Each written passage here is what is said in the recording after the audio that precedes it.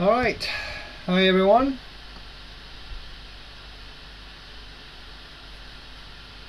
Can somebody ping a hello in the chat if you can hear me fine? Just make sure the mic's working. I know there's a bit of background noise with all the PC fans and everything I've ramped up. It's a little bit warm in here.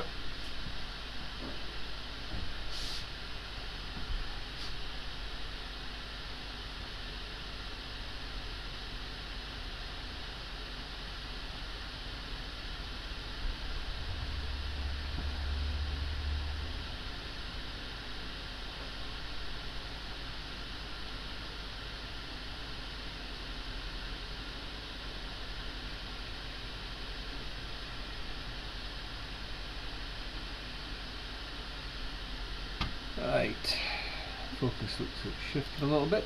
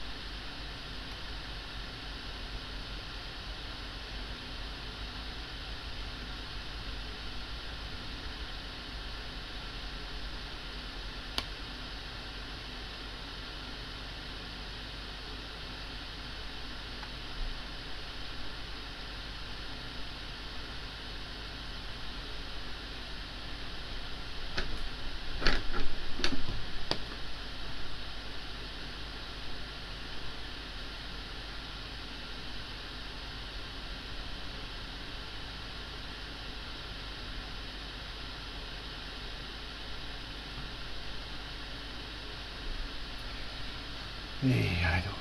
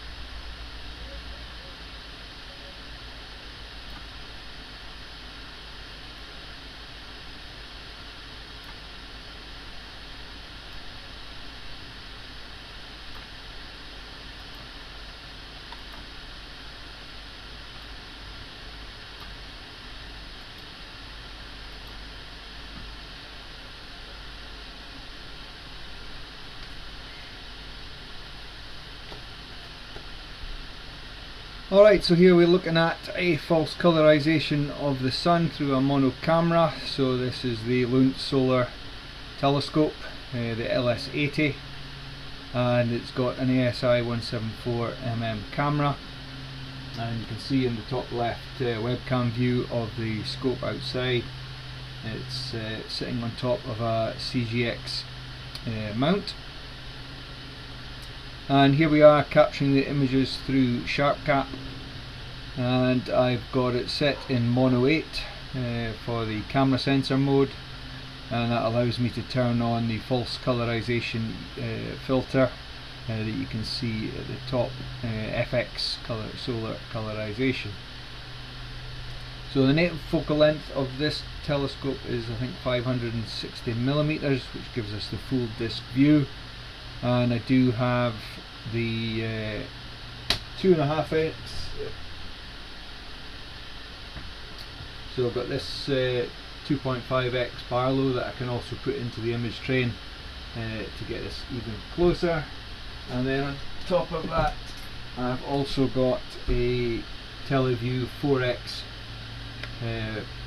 Barlow that I can always put into the train, and depending on the atmospheric conditions I can also stack both of these Barlows together to get really close in on some of the sunspots and things, but it's got to be absolute perfect conditions to get that to really not jump around too much. So its atmosphere is not looking too bad at the moment. It is extremely hot here over in South Cyprus. It's currently 37 degrees here inside the observatory. I don't know what the ambient temperature is. It's about 36 outside or something at the moment. So yeah, it's a little bit warm in here. I did have the aircon in the observatory on just before I started the stream, just to try and bring the edge off it, but it didn't make much of a difference, and it's far too loud to have it running all the time. Alright, so as we can see, quite a bit of solar activity. There was a large solar region or sunspot region that just rolled off the side of the sun over the last few days, but we do have this larger area in the centre, and we can go to a website, Space Weather Live, and that can give us all the details around the various activity on the sun in terms of the size of and numbers of sunspots, and the types of classifications of those various spots depending on their intensity levels and how they're formed. So if we can pull in here, we can see we are currently centered in on this 3761 and 3751 regions, but we basically have this sunspot band running across the bottom of the sun there. This in the bottom right hand, 3747 and 3745, was the large region that just disappeared off the sun over the last couple of days. And we can see all the different regions on the sun and how many sunspots are within those various active regions and the classification of those sunspots. So you can go to this website, spaceweatherlive.com, find the solar activity page, and it'll give you all the details there around how they classify all the various types of sunspots.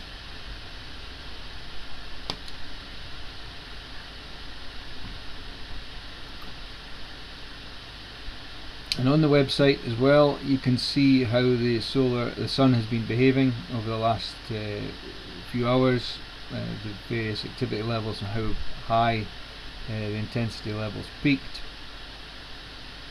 And we can also see the various images there from the different types of sensors in terms of what's going on the activity in terms of coronal mass ejections and the coronal holes. And the other website I use for solar is called helioviewer.org, and this pulls in various live and historical data around the sun. So if we go to the data sources tab and change this, we can see, too far zoomed in, this was an image captured by the Gong instrument in hydrogen alpha, and this date is 21st of July at 10:58 UTC. So we can see pretty much what we're seeing through the telescope. And the good thing I like about this website, it does give you a scaled Earth, so you can just see how big things are relative to us here on Earth. So if I zoom into this sunspots, you can see that the Earth fits quite happily with inside these regions.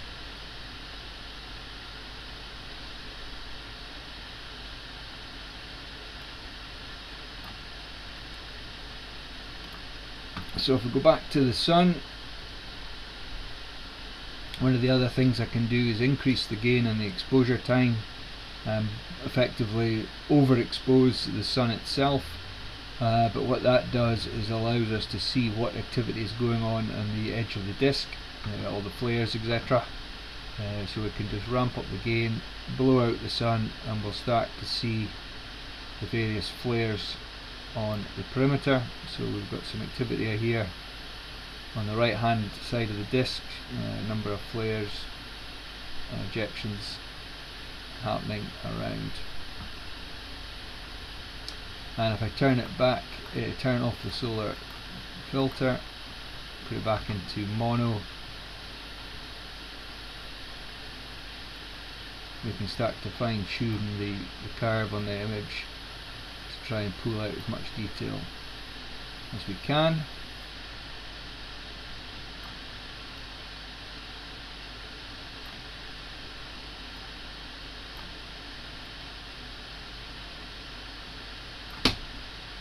If I zoom in, say 150%, you can start to see more of what's going on around the disk. So if we look back at the HelioViewer website and we look at, excuse the banging door, I'm trying to get a bit of breeze through here in the observatory. You can see this is the area where that activity is, and if we pull in the Earth for scale, it gives us a rough idea of just how big these ejections are.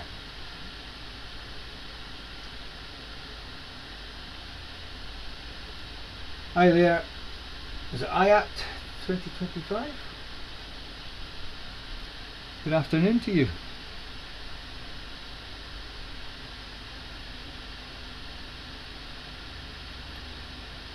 So if I take the gain back down and we'll go back to looking at the surface, and we can make a slight tweak to the curve and just try and get an optimum point for viewing satisfaction.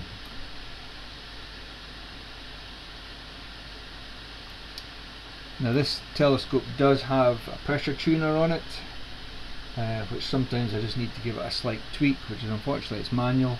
If you look on the telescope image in the top left of the screen, you'll see the main white telescope body, and then there's the red section, which that first red section off the telescope is actually the pressure tuner, which is effectively a pressurized chamber that contains Echelon glasses, and by adjusting the pressure with a piston, you can get the sensor or the filter on band for hydrogen alpha and get the most accurate amount of detail out of the image.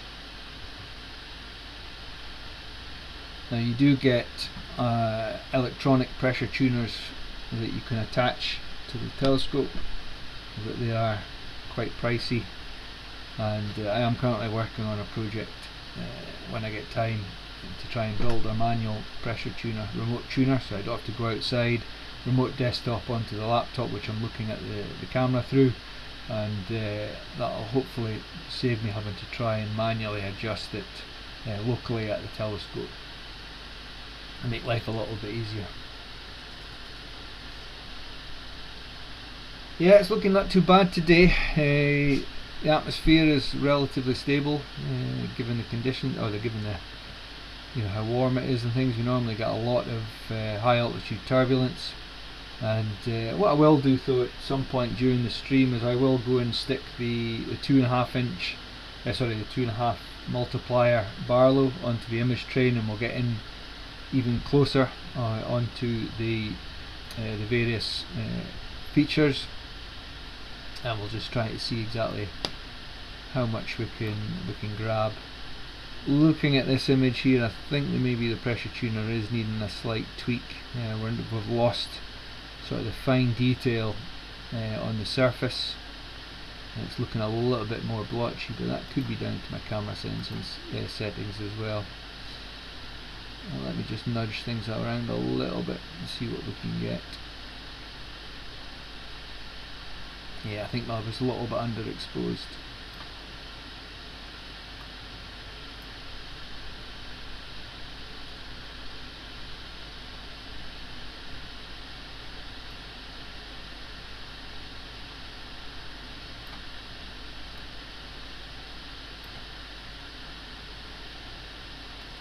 Maybe just a touch overexposed now. Now obviously with temperature and things as well, the telescope focus could shift. And it looks like I've lost the connection.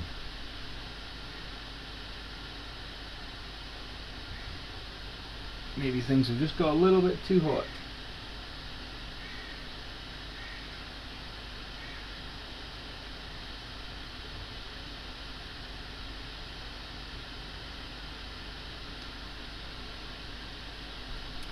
Can you do astrophotography from a smartphone which matches a camera level? You can do some forms of astrophotography with a camera phone. You won't get the same level of detail. The camera sensors obviously are very small in a camera phone, smartphone. So the pixel size and all that sorts of things will make it very difficult to get any decent images. But if you do search on YouTube, you will see people who are using attachments, little manual lenses and things. And I've lost my connection to the PC. I think it's maybe overheated. So yeah, you can do some limited forms, but you know, it will never compare to a proper setup. Alright, let me try and get back my PC. There we go.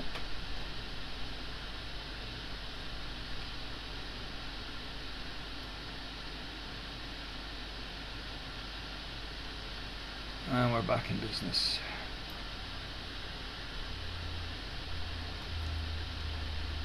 And depending what type of smartphone you're talking about, you know, I'm not familiar with all the various models and things, but I do know that some of the newer Samsungs, etc., and maybe the Apple phones, I'm not sure, the iPhones, they have started to incorporate astrophotography or nighttime settings to allow you to do certain types of photography at night.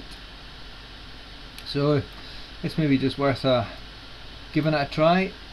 Do a search for some videos on YouTube of people who have done it, and maybe look at some of the equipment that they've used to do that, if they've added any little clamp-on lenses and things, and what sort of success they've had.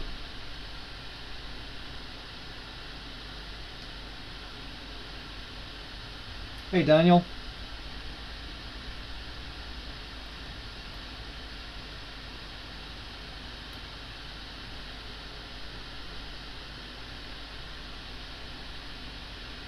Why is my screen orange? My screen doesn't look orange.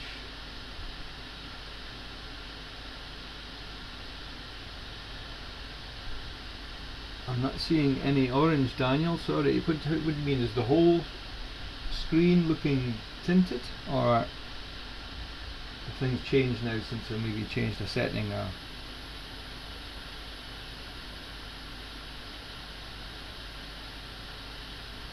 Let me connect onto the stream from my phone and just see what everybody's seeing.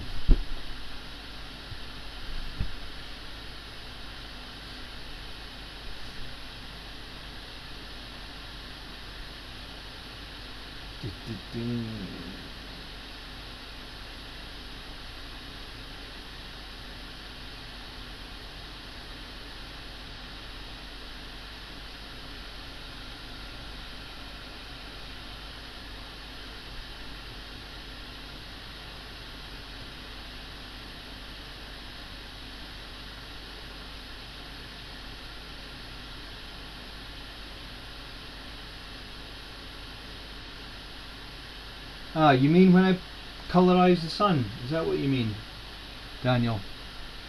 So if I switch this to mono 8 and then I can put false colorization on it, is that what you mean?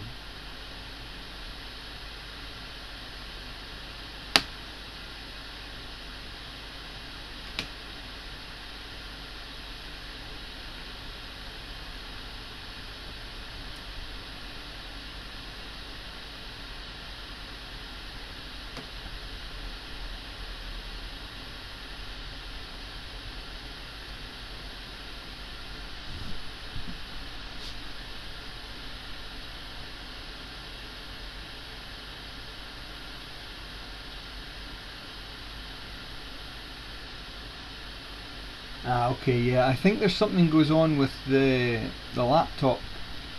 I don't know if you saw at the start, I was trying to turn on and off the night mode of the laptop. This HP laptop that I'm using, it sometimes gets stuck on. Let me just see if it's... I tried to get it to sort itself out, but I didn't really notice any difference. Let me try again for you.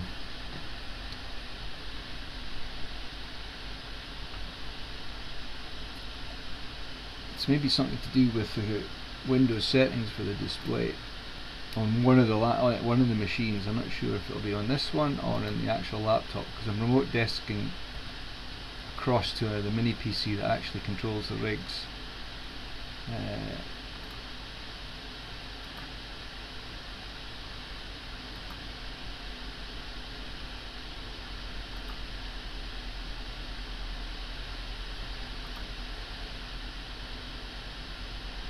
So the night light is currently off. But if I turn it on, that's it really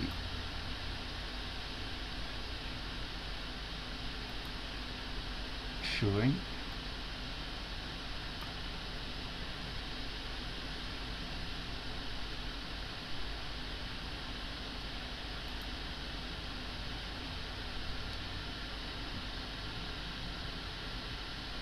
I don't think I've got anything on here that will affect it.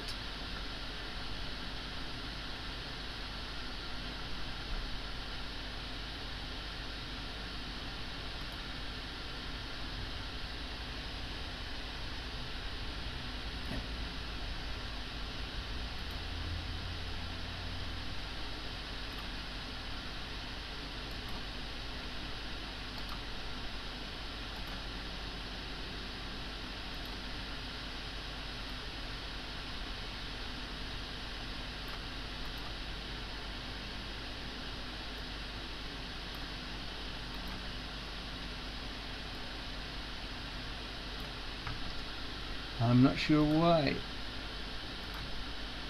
Night lights are all turned off.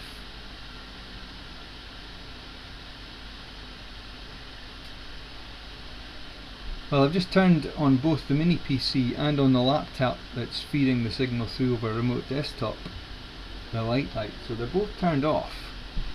So I don't know what other settings, if there's a warmth setting, or... The problem is I can't see it myself. I'm looking at the preview and the program output on my multi-view, and yes, the output does look significantly orangier, shall we say.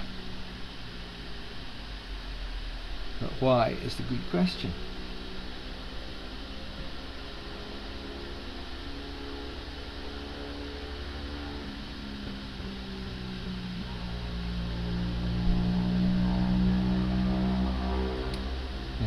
What else have we got in the Windows settings that could affect things?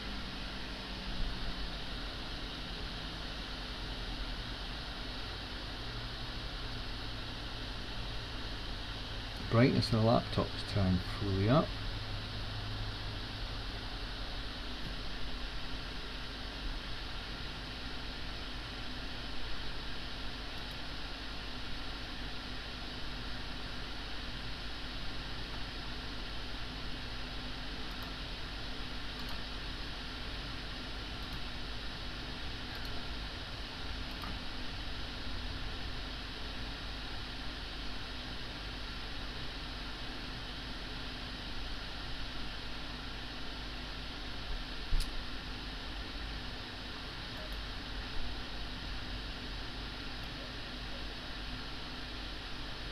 That might be it. Even though it's turned off, it appears to be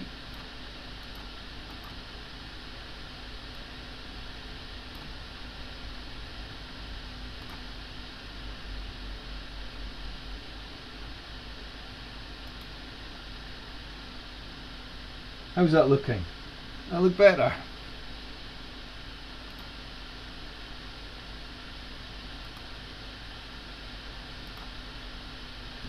That might be it.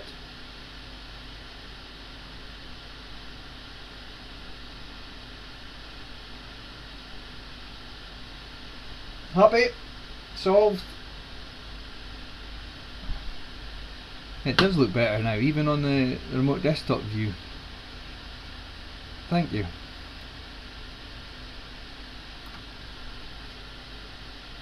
Yeah, it seems to be a bug in these HP laptops. Even though the nightlight mode is turned off, it seems to hold on for some reason. I've been caught out with that several times before, but the thing is, when I'm looking at the screens, I don't really notice it myself. It is only after, when you watch reruns of the videos and things, that you tend to notice it from my side of things.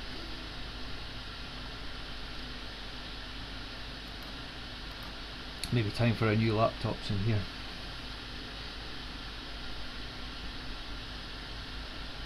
They've lasted well, considering they're basically outdoors in the observatory all the time, getting condensation and lizards and spiders and all sorts crawling all over them.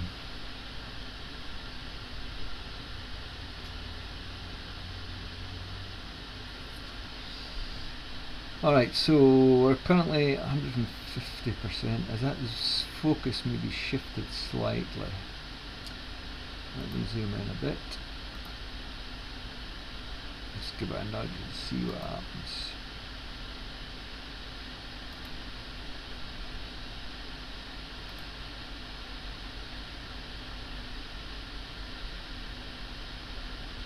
This is when the atmosphere really starts to affect how sharp it looks.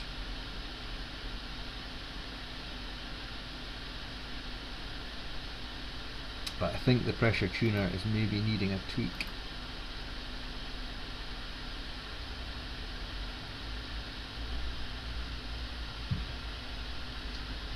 Let me go and see if I can adjust it slightly. So what I do with it, because the pressure tuner is at the telescope and I can't see the screen, I remote desktop through my phone onto the laptop, which is the same remote desktop connection as I'm connected to the mini PC that's connected to the telescope. So hopefully it won't kick everybody out, but it's the only way I can easily set the pressure tuner. So you'll see on the outside view, because it's so bright outside, I end up sticking my phone up my t-shirt and my head in my t-shirt so I can see what I'm doing.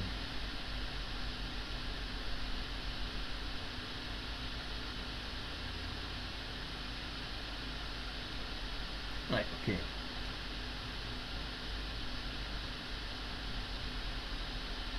So now on my phone you can see I've also got the remote desktop.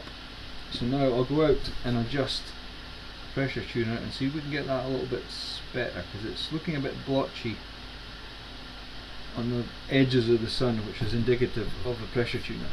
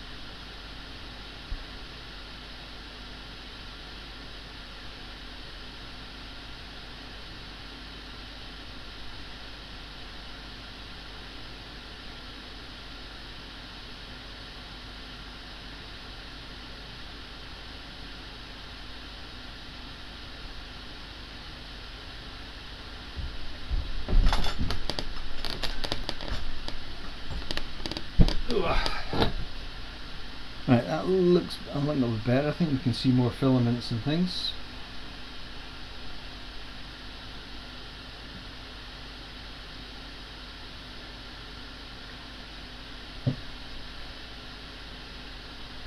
Oh, I'm melting. Absolutely melting. Let me open this door.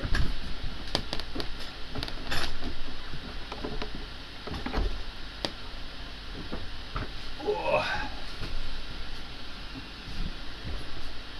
So it's currently 37 degrees centigrade inside the observatory.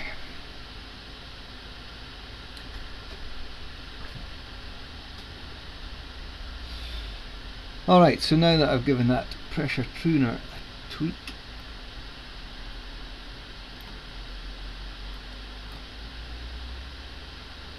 zoom in again and see if I can tweak the focus slightly now.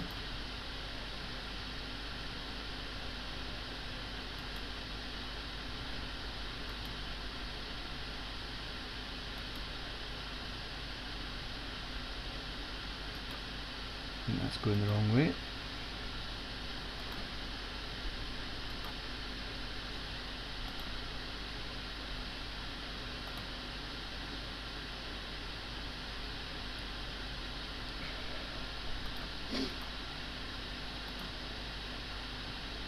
Right, I think that's about as good as I can get at the moment.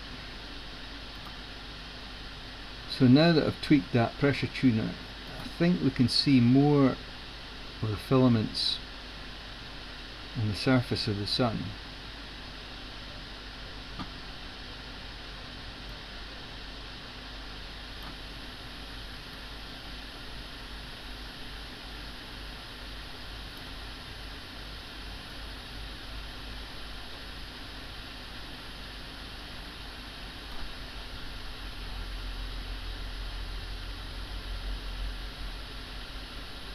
Hello there, SMA Sky. How are you today?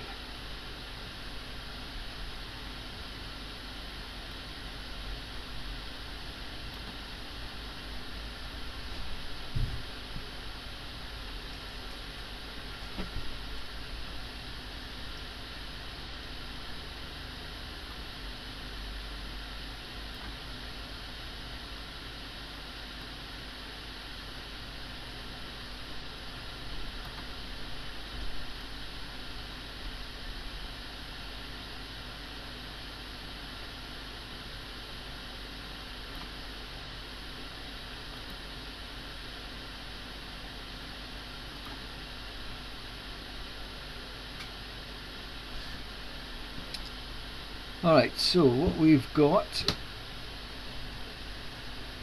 if I can find my webcam, sorry, website.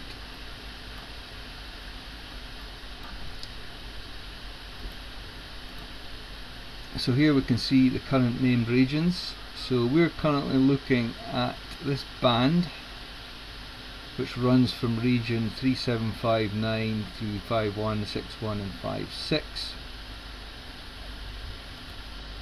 So this is them running down through here.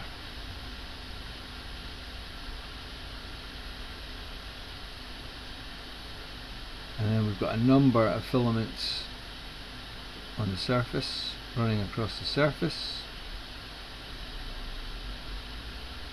And in terms of disk activity, let's have a look. Let's turn up the gain, start to blow out the core, and we'll start to see stuff around the outside.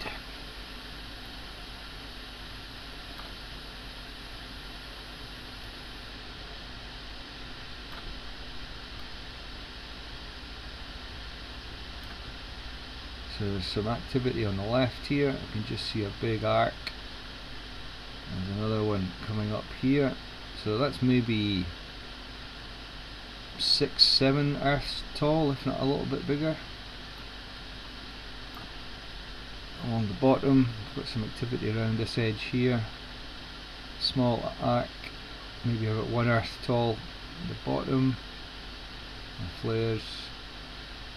and then more activity up on the right, which was a big solar region, active region that rotated off the sun yesterday.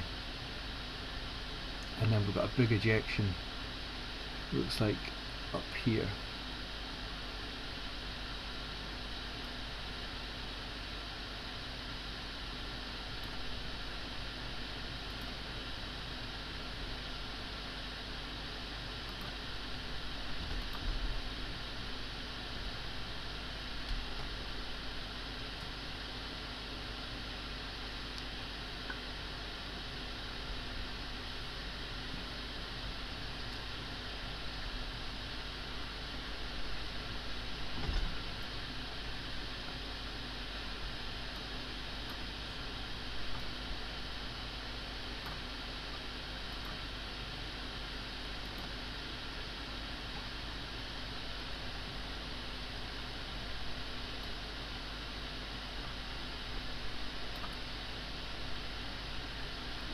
So what I'm going to do is, before I switch over from the native focal length to the Barlow, I'm going to grab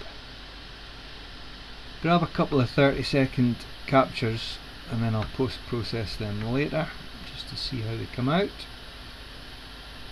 But it is a little bit turbulent, and what we have got a feature though in SharpCap is the live solar lunar planetary stacking and enhancement.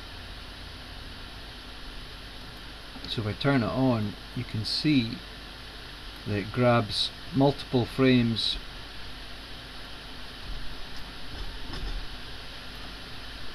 of a selected region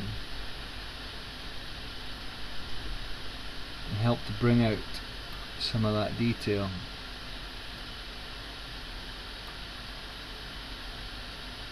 And then of course you can play around with the filters to try and sharpen up those regions.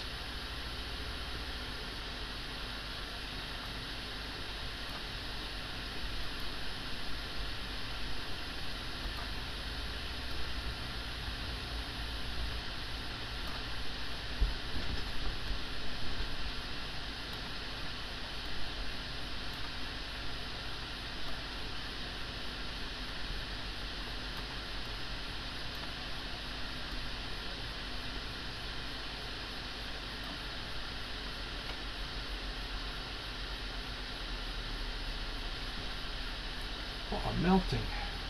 I can't believe this temperature is coming down, but I'm still cooking.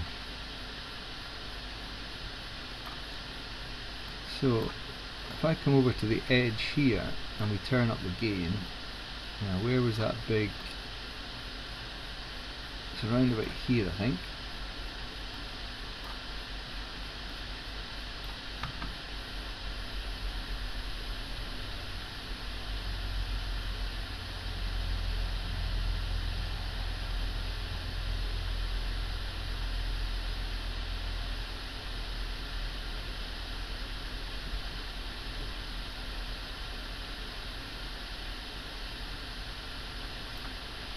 I don't think they'll pick it up.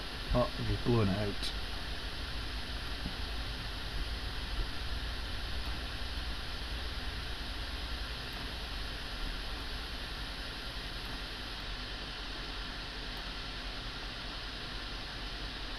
So that was that activity there.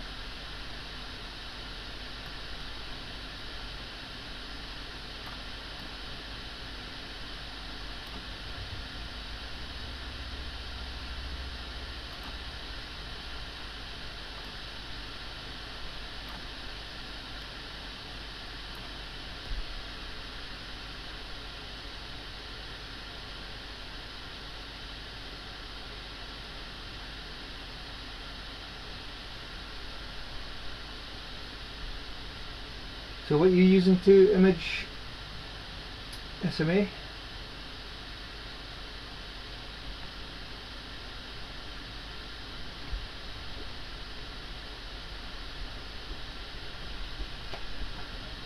Yeah, I did like a good Florida thunderstorm in the afternoon. Was it usually about 3 o'clock, 4 o'clock they kicked in this time of year?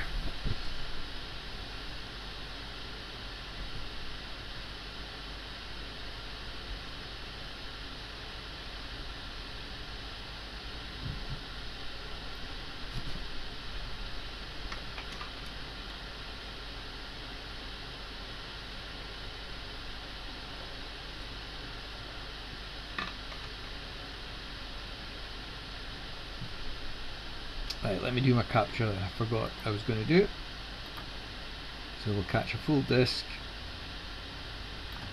Let's try and get the sun center in the optics.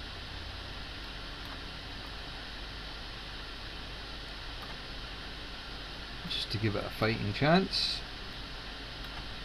Around about there. How far off am I? That's pretty good. And now 30-second capture.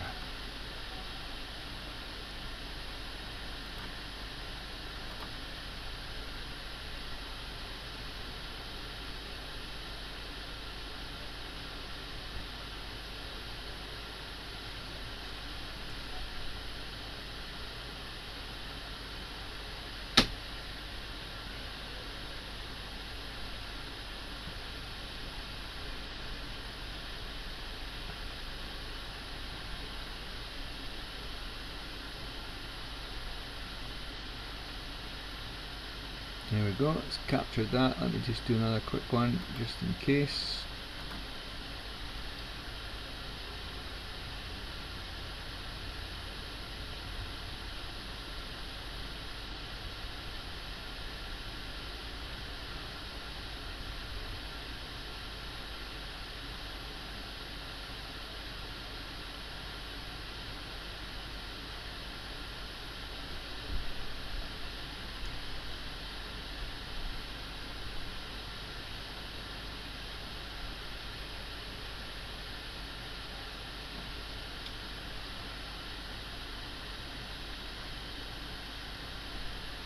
So everybody who's watching, where are you all? Obviously SMA is over in Florida.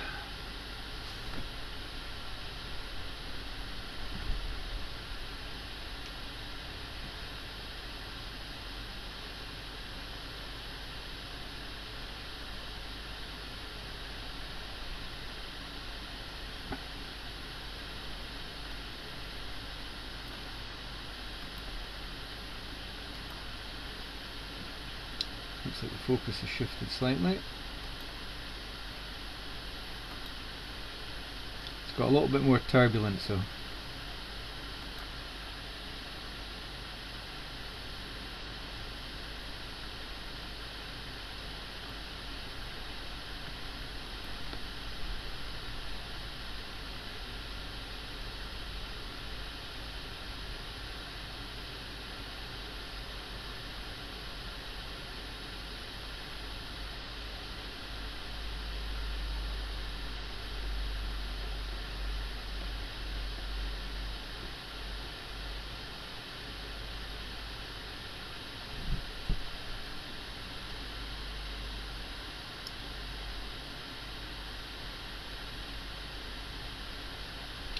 Alright, so what I'll do now is I'll go and I'll install the 2.5x multiplier,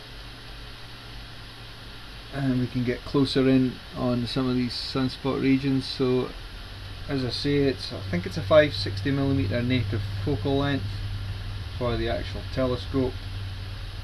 So if we add in the 2.5, somebody can do the maths, but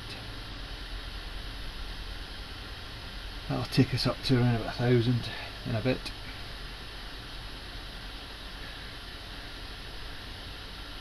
Around about 1,200 or something.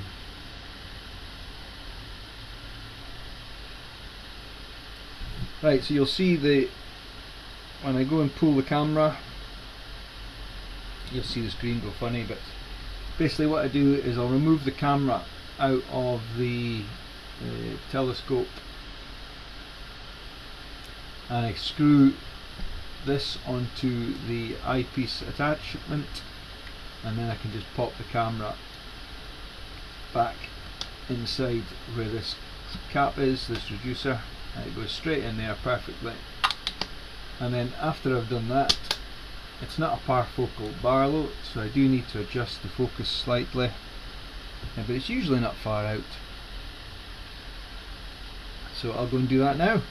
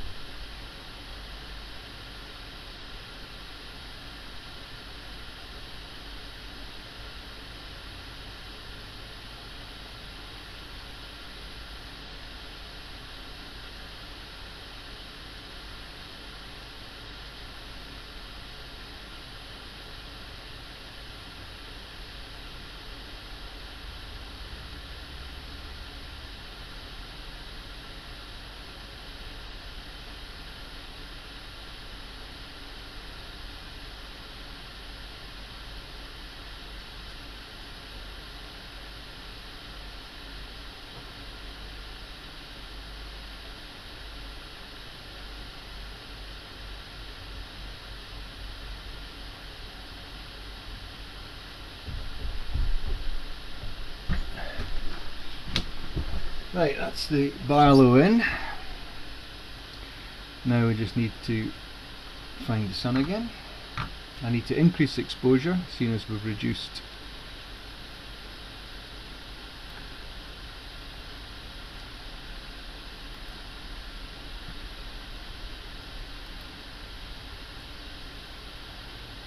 let's maybe just focus.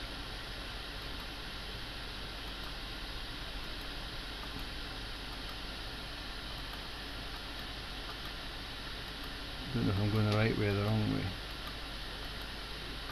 Sometimes easier to find an edge and work from the edge. Right, so there's an edge of the sun there. Let's increase the step to 1000 just to make it a little bit, give me an idea if I'm heading the right way or the wrong way.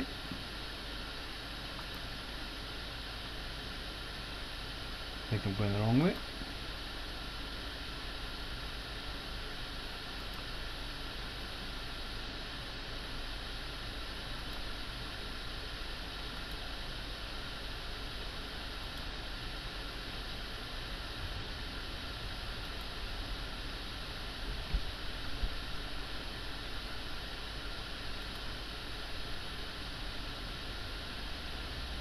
Starting to come into view.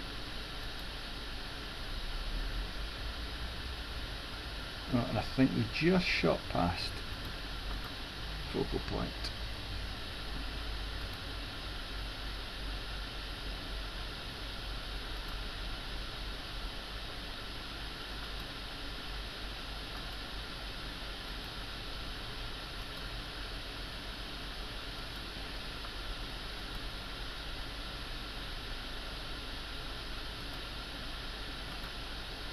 Alright, so there we are at the 2.5 multiplier.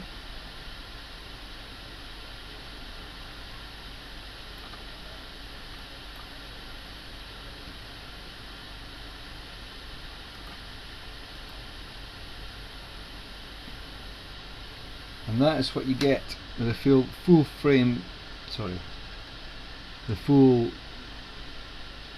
image on screen for that 2.5x Barlow.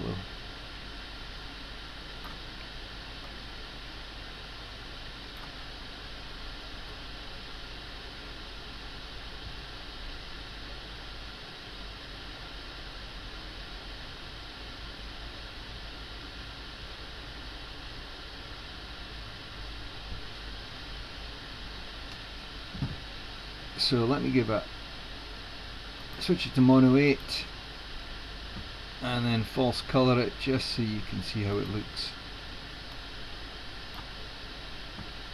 using that.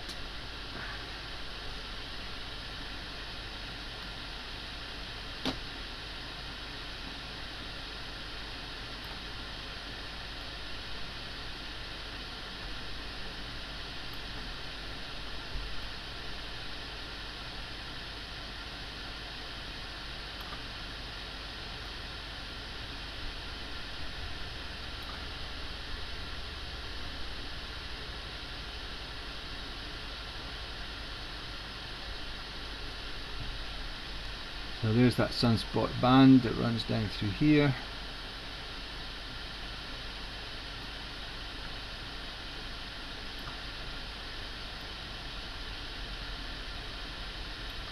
I haven't taken any flats for this image, but we do see there's a dust bunny affecting the image up here. We could take a quick flat.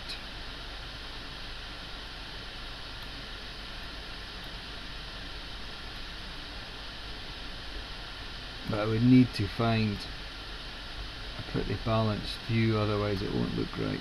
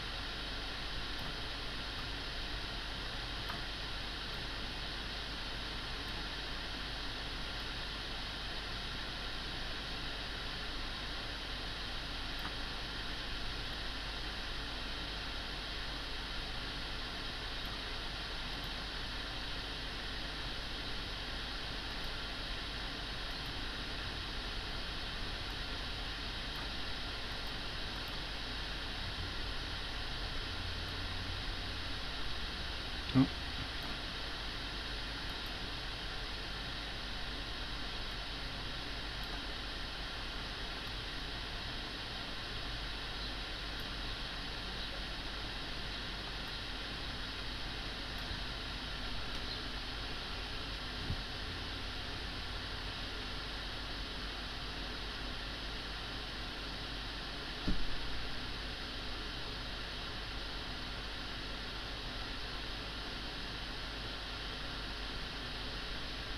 Is there anything happening down the lower side of the sun?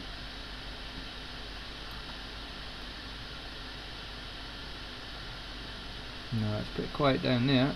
Oh, we've got this region here on the left.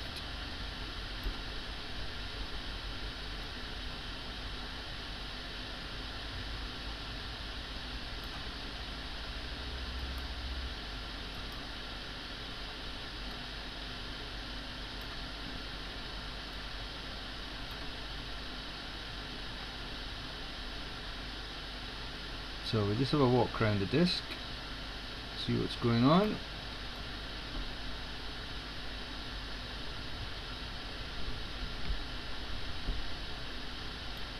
Another active flare there.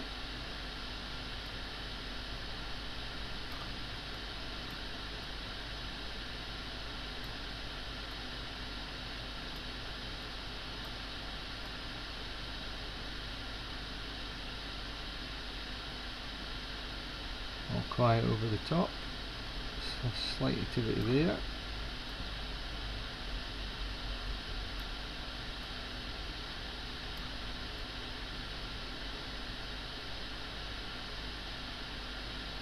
And then back to that active region.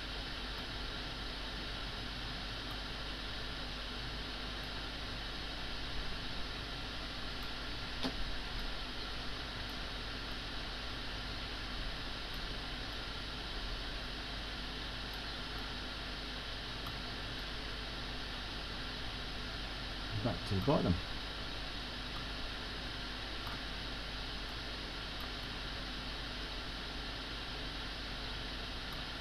So if I go to this region here,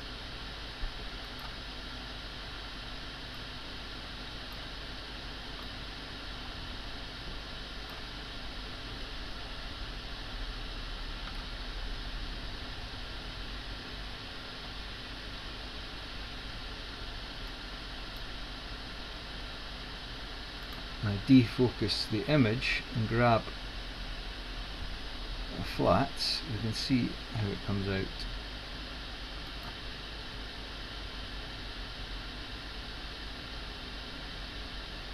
So we can see that dust bunny there. So let me grab a capture flats. Oh, camera's dropped out. Maybe overheated.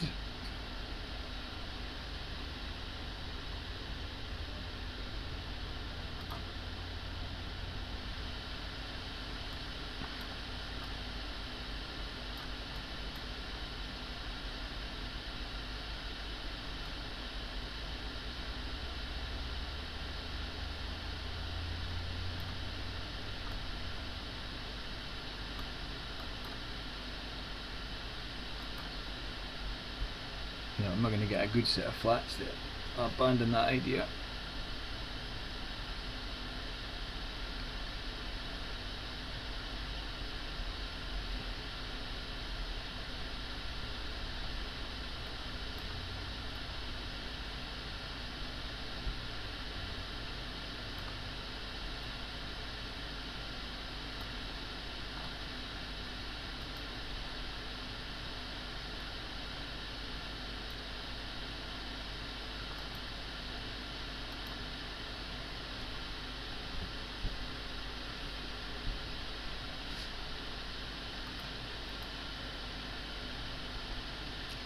Looks like the focus has shifted again.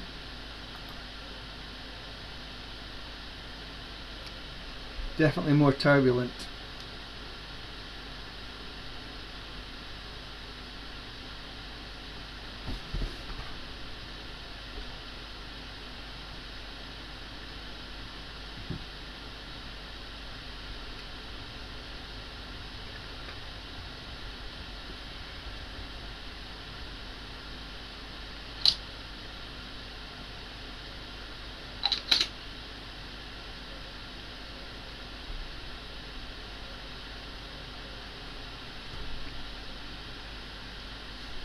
Right, which area will I grab a capture of?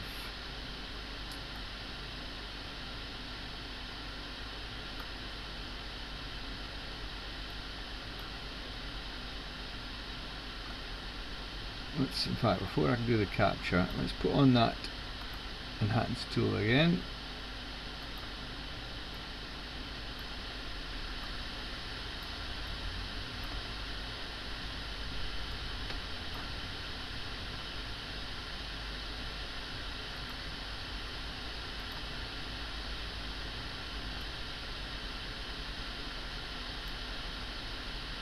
So that's the automatic enhancement tool, the live stacking.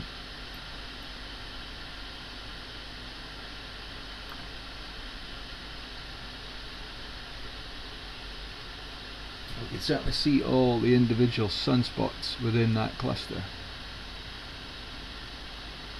So if we look at the website, what does it say? So I think that's the 751 and 761 region.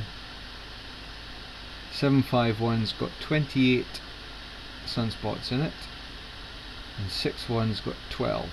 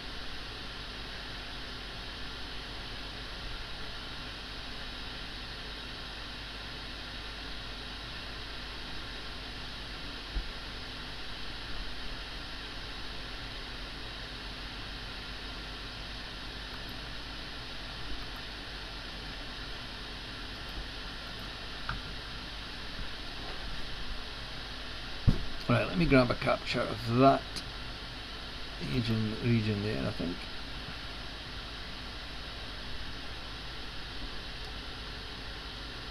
Oh, I am soaking. It's so hot.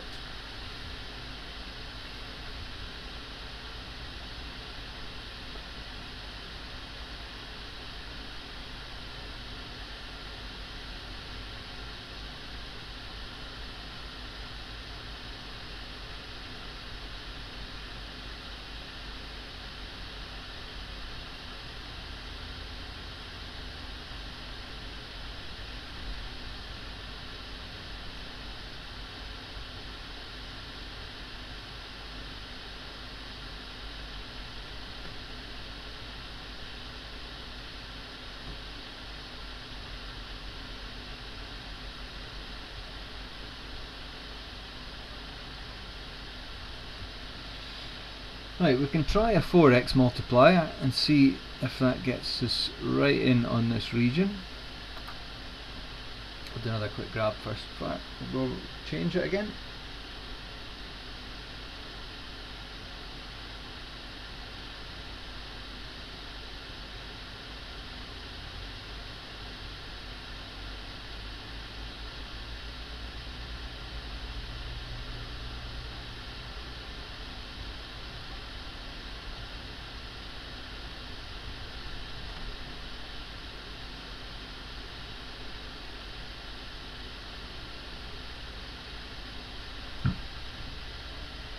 Right, so here's the 4x, so it's a TeleView PowerMate.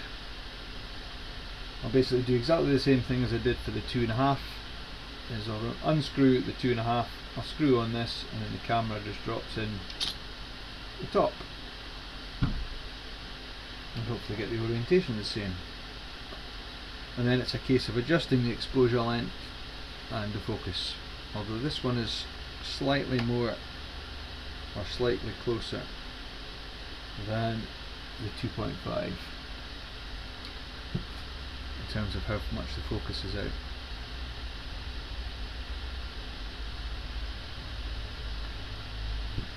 But with the atmosphere being more turbulent, I don't know how much joy we'll have with this, but we'll try it anyway. We can always go back. Okay.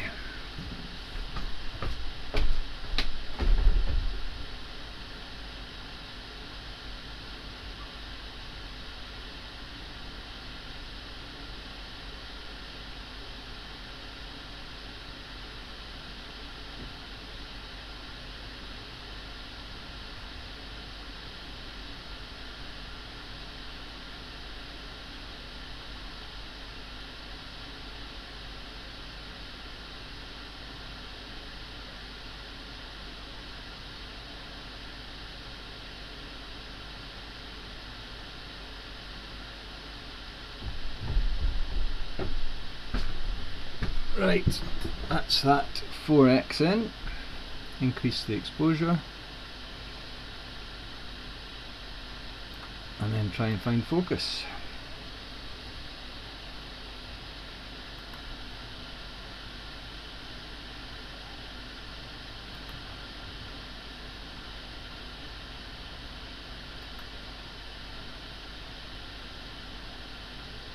You can see the dust a lot more on this.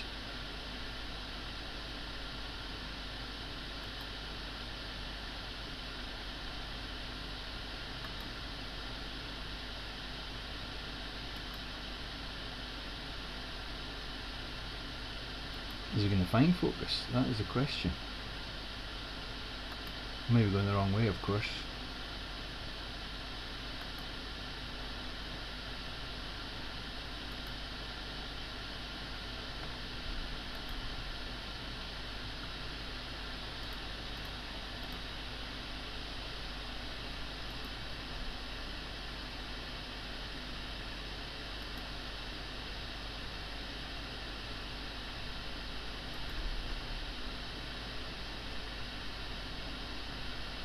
Maybe going the wrong way.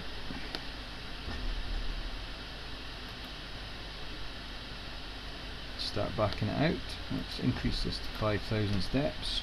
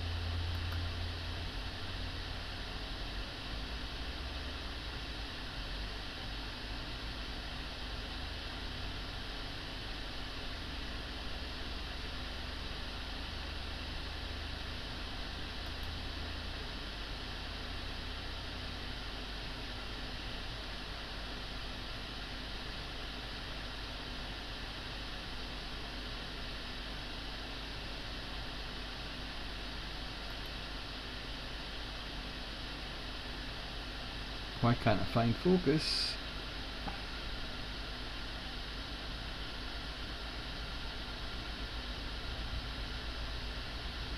I have had issues in the past. If the focuser mechanism has got a little bit slack, it skips with the extra weight.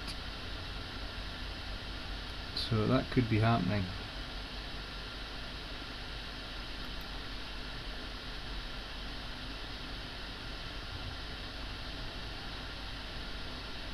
I'm not seeing a lot of movement.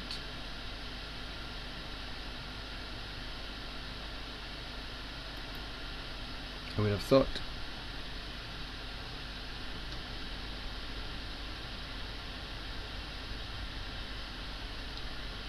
we'd have found it by now.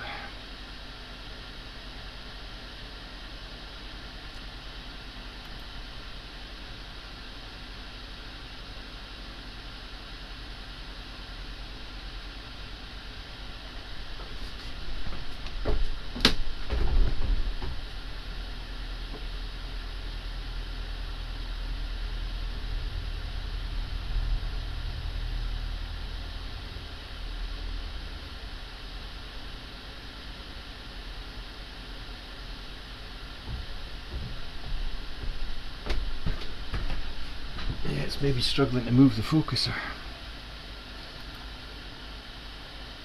Can't see it shifting. It looks like it's going in.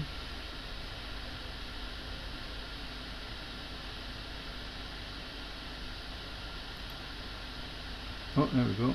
Stop, stop. There we go.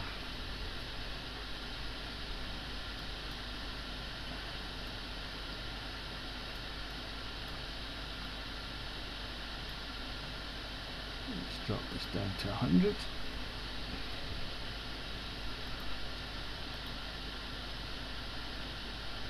And then back it out.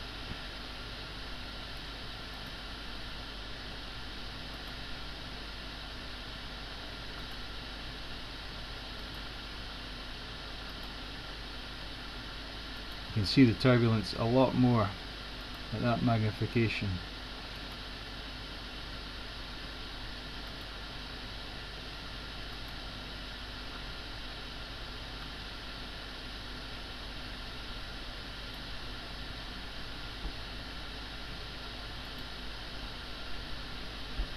That's maybe about as best as I'll get it.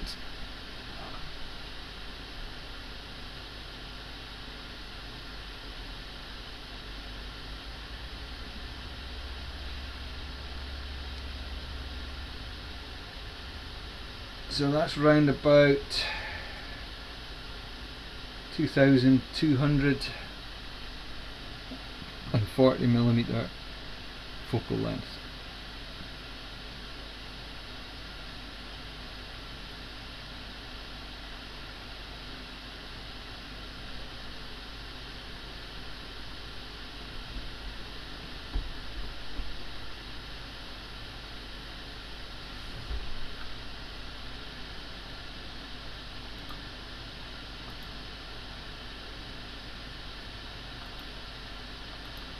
So let's put the false colour on just to see how it looks.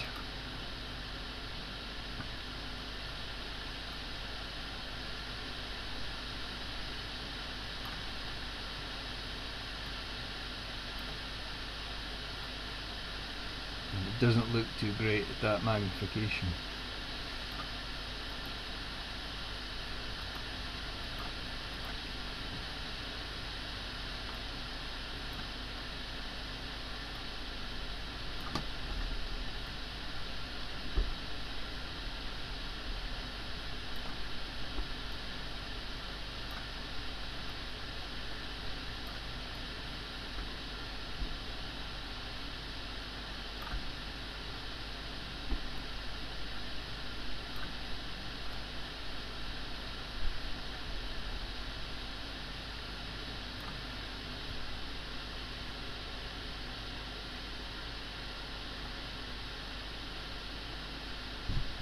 Right, where was the other sunspots? Let's have a walk over to them. You can certainly see these filaments running along the surface, and that dust bunny.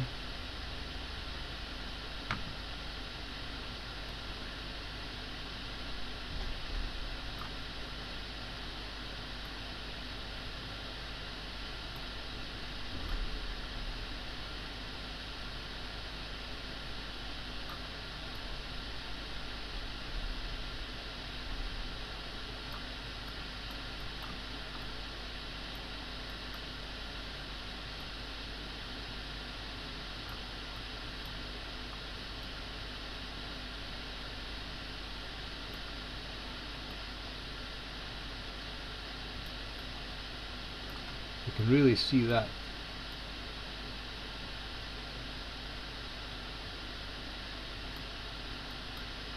flare there. It's really standing out. Here's the the stacking.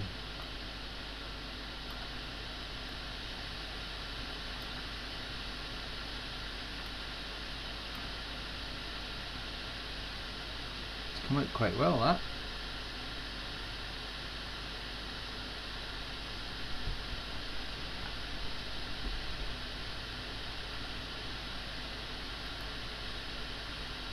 I'm going to grab that while I can.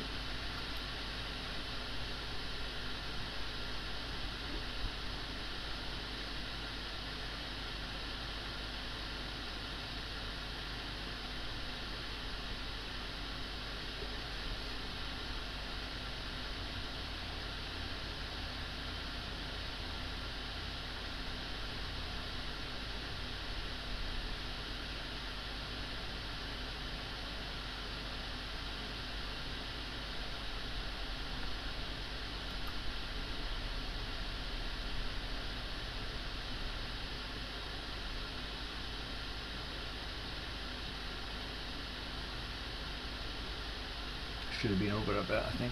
Let me wait till this capture finishes and I'll move over slightly.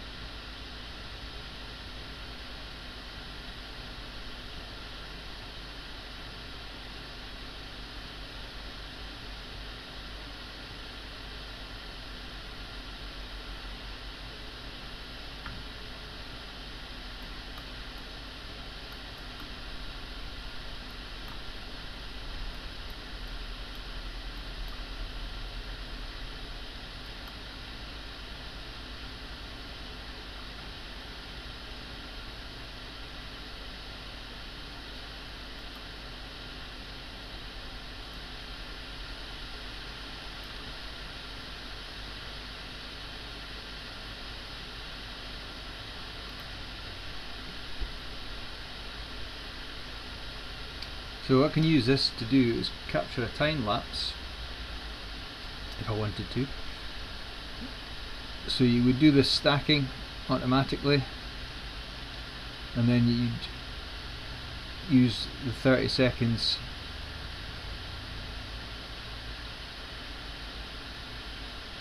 grab a frame every 1 second.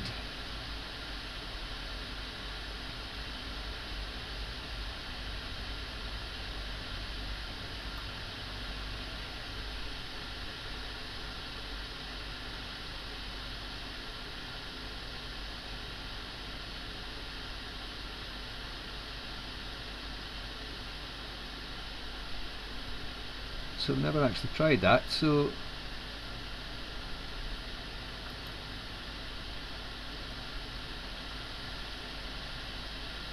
capture one frame every 1 second.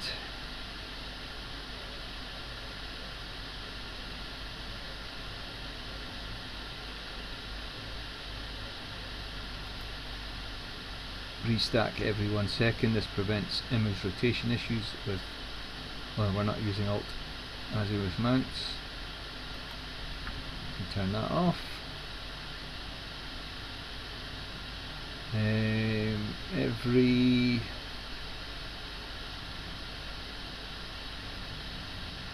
2 seconds. Let's start a time lapse. See how this comes out later on.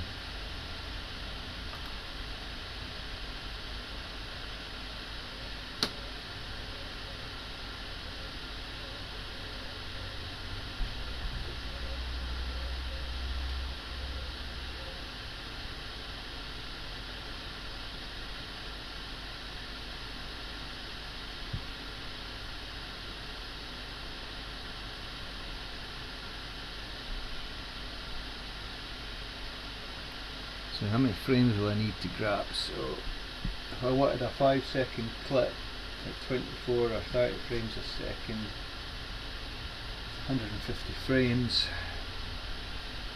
We've captured 20.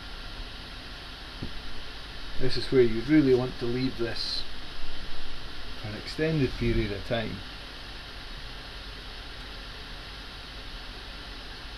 Say 30 minutes or an hour.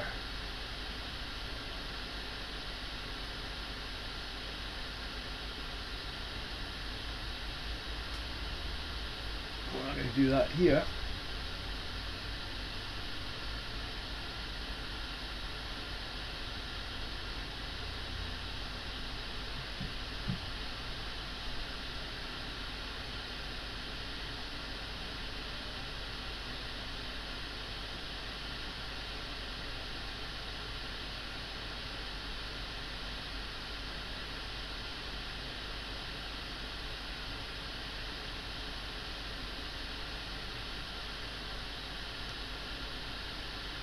It's got warmer again in here.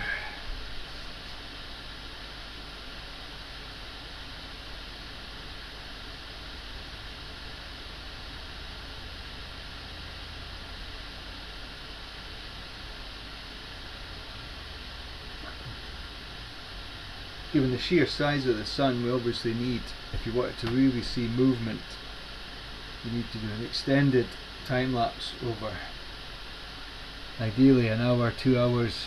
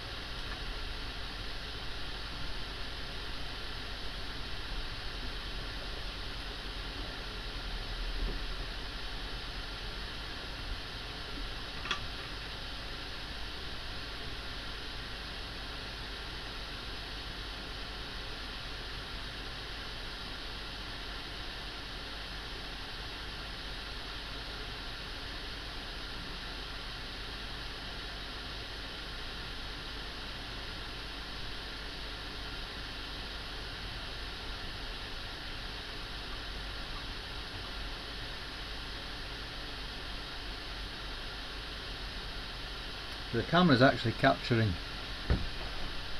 70 frames a second.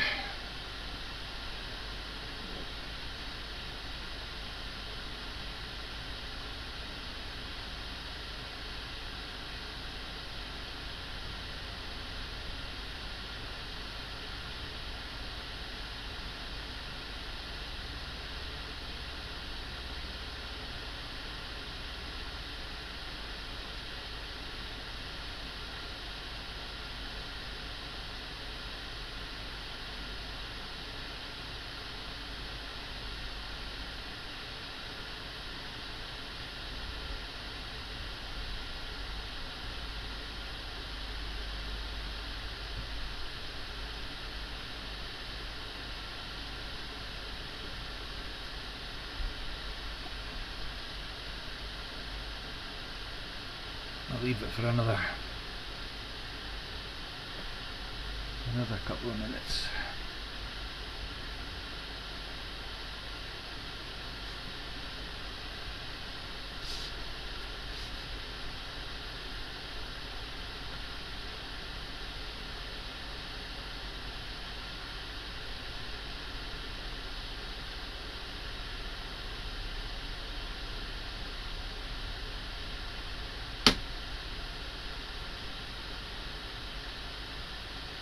Hello there, quantum chemist.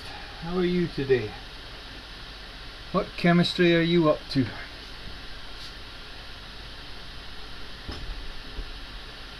And whereabout are you in this world?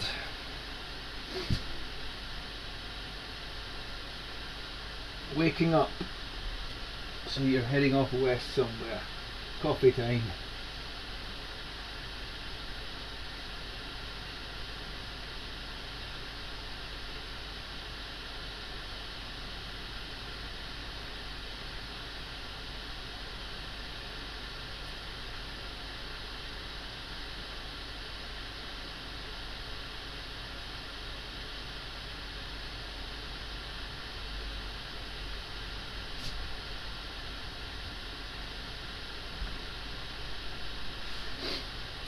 Alright, so that's it, grabbed 176 frames into a time-lapse video, so we'll let it finish there. That's 180 frames now. That's one frame every 2 seconds.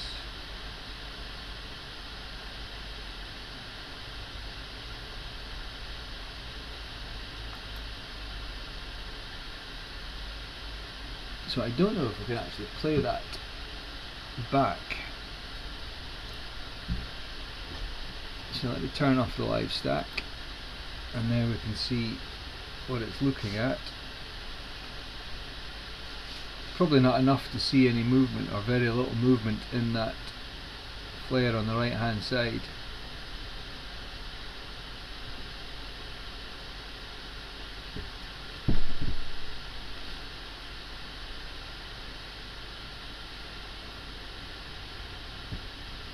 So Mr. Quantum Chemist, this is the this is the Lunt LS80 solar scope with a 4x Barlow on it, so a TeleVue PowerMate.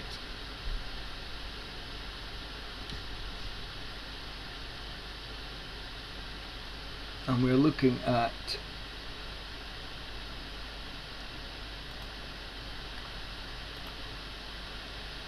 region 3759 and 3751, I think, if my orientation is the same.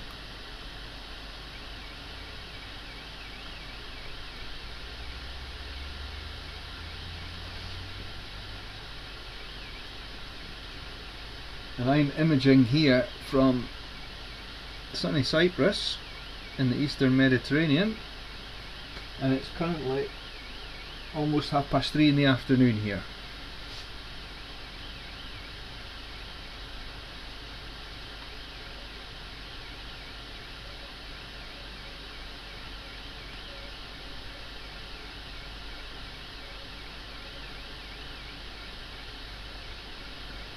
It's a bit warm. It's inside the observatory here. It's 36 degrees C, which is almost 100 Fahrenheit, I think, with no aircon and very little breeze coming through the door, so it's a tad warm.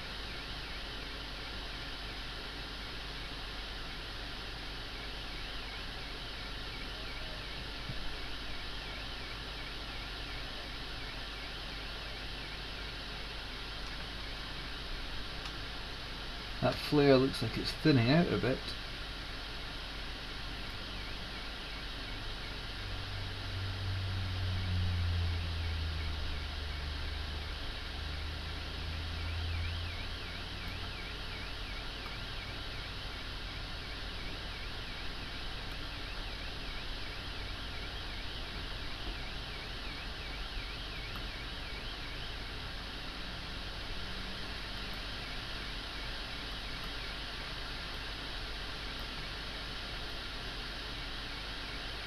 There's that flare. Let me pull this in.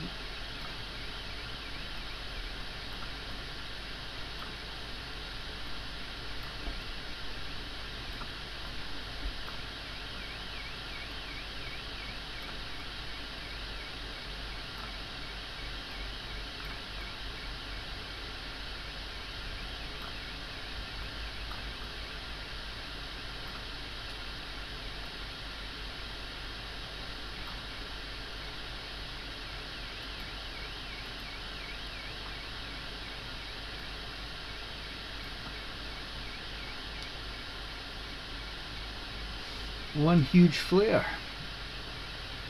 So that's probably around 6 Earths tall, maybe, from tip to surface. So if you look, you can just see out here. I don't know if I can boost that anymore without blowing it out.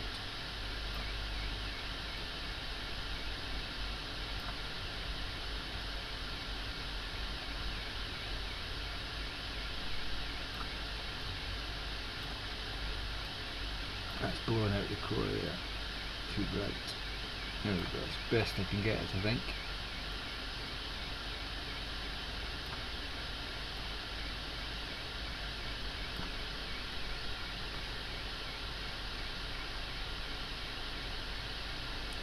Yeah, so it's quite a large feature.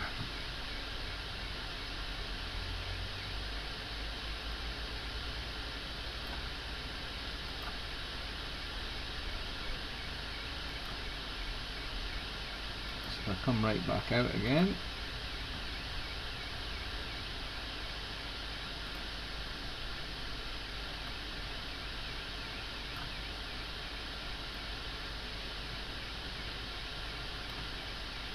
big sunspot region.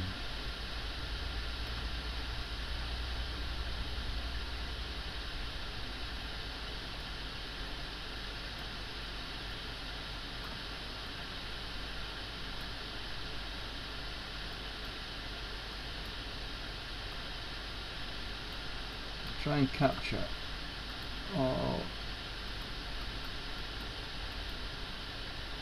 Let me grab a capture of that.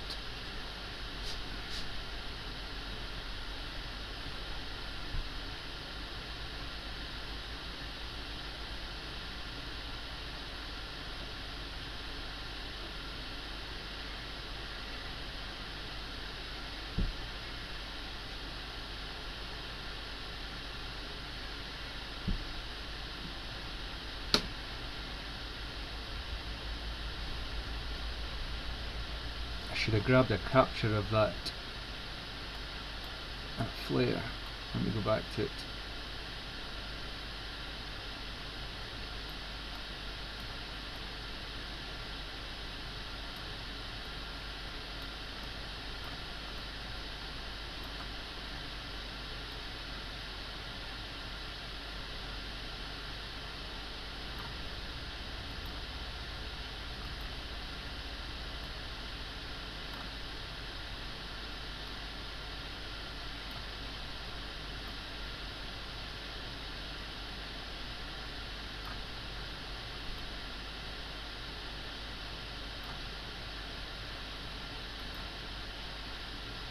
There's my stacking window, there it is.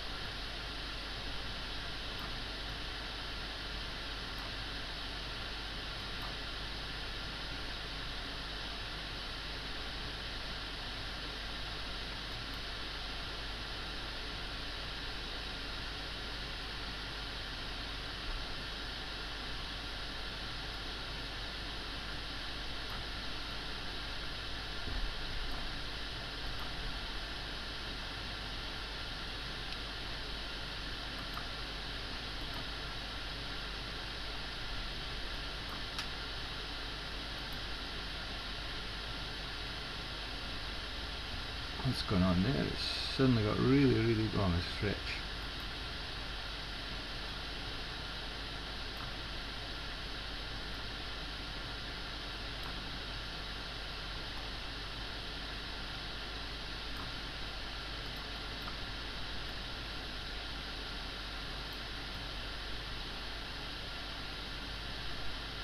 A little bit bright. There we go.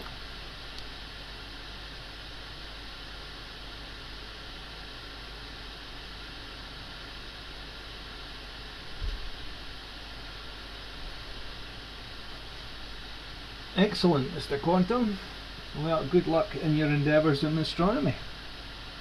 There's lots of great resources on YouTube.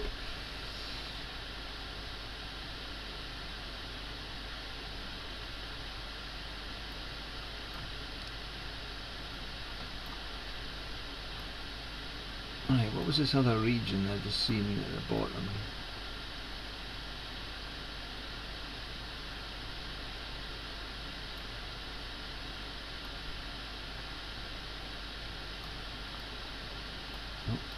Going the wrong way.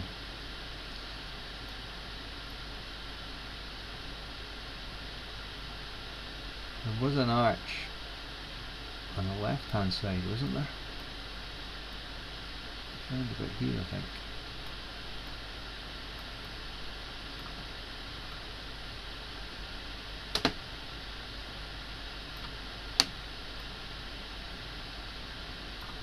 It's faded away. It was slightly more pronounced than earlier.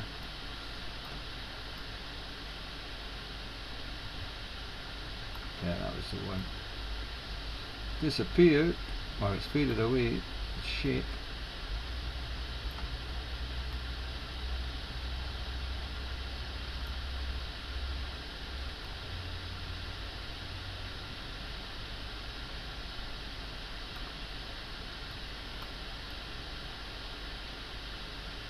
So of course over the next few days this region will start to come into the centre.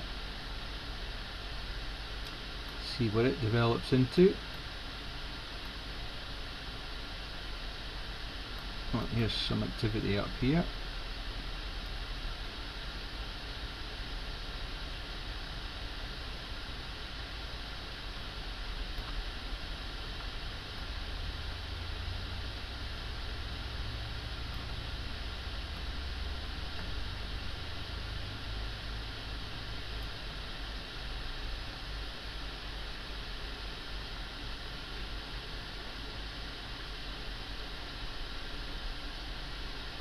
Nice, and what camera are you going to be using that with? Are you just going to start off with a smartphone adapter, or have you got a small or an old or a DLSR?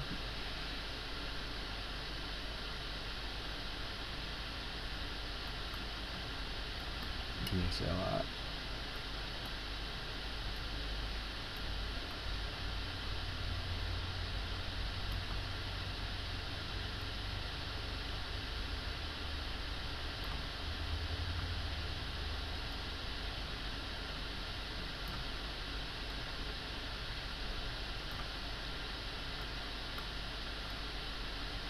Looks like focus has shifted.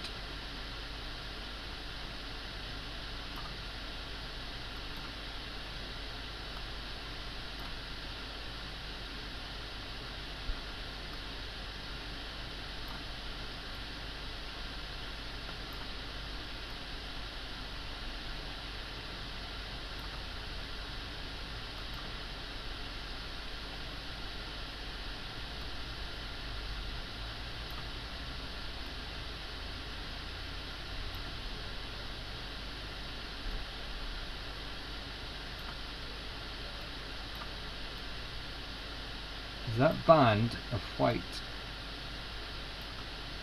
this bit here is starting to get brighter. Maybe that's a is that a flare erupting, or is it on the surface? It's hard to tell.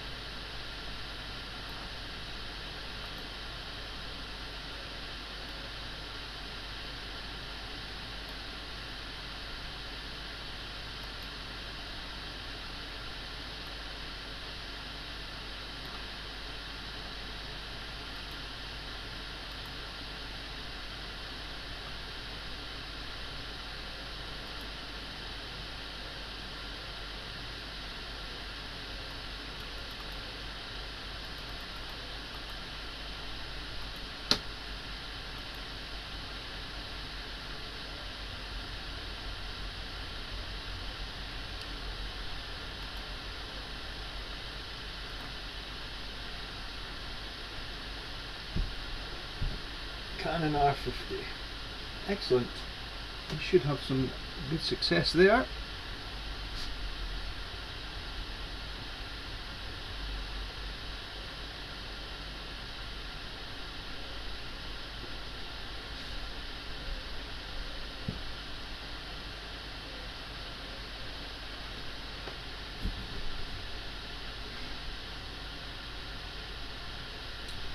Right, will we drop back down to the 2.5 bar low or stay on the 4?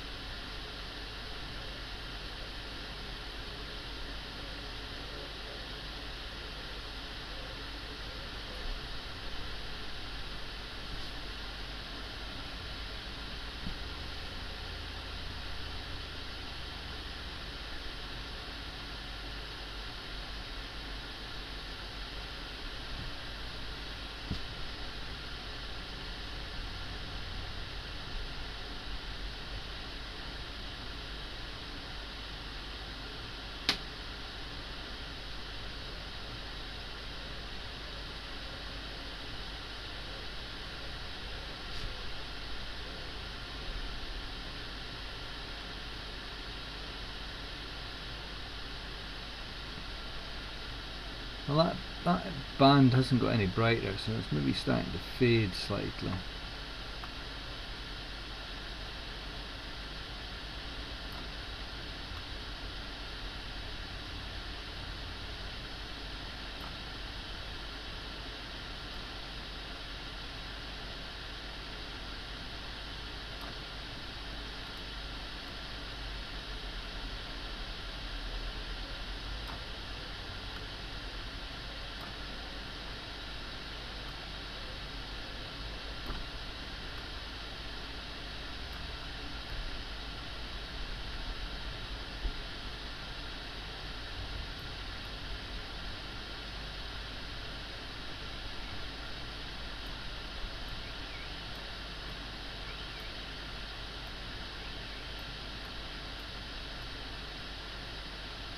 Maybe everything's calming down a wee bit, I think.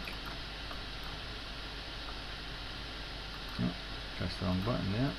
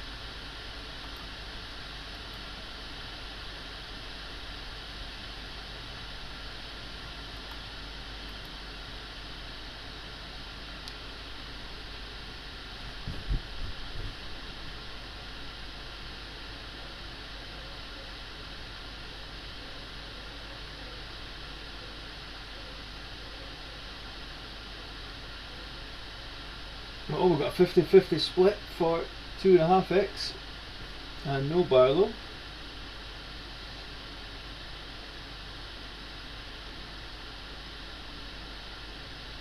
So what we can do is do both. We'll start with the 2.5x.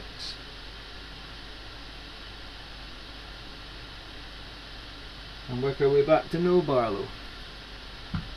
We won't spend too long on it.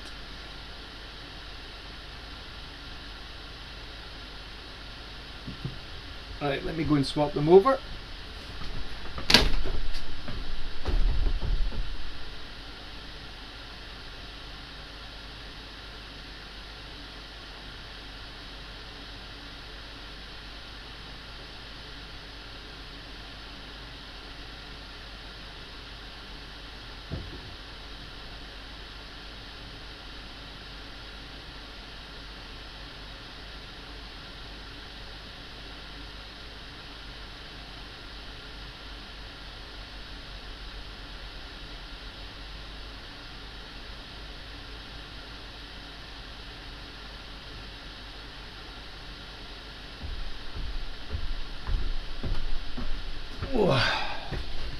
Right, that's the 2.5 Barlow in, and now we just reduce the gain and exposure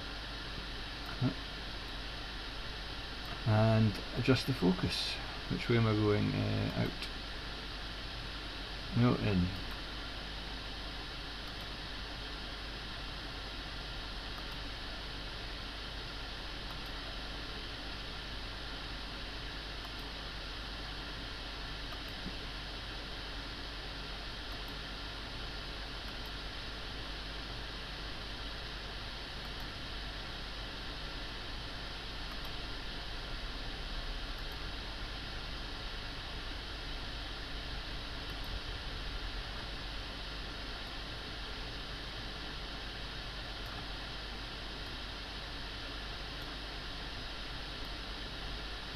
Alright, so there we have it. There is the 2.5 Barlow.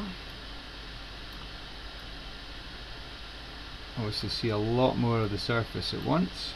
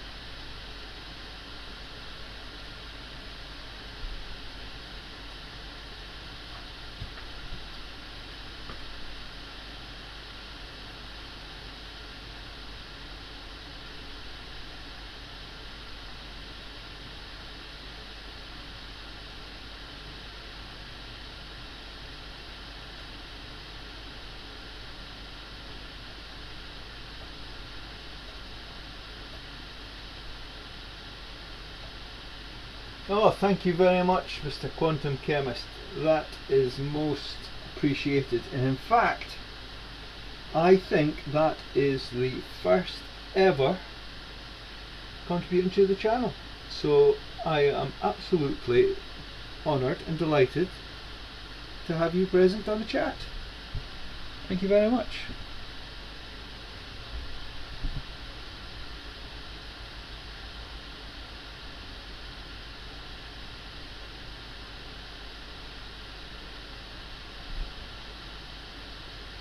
I'm going to take a screenshot of that so I can post it, if you don't mind.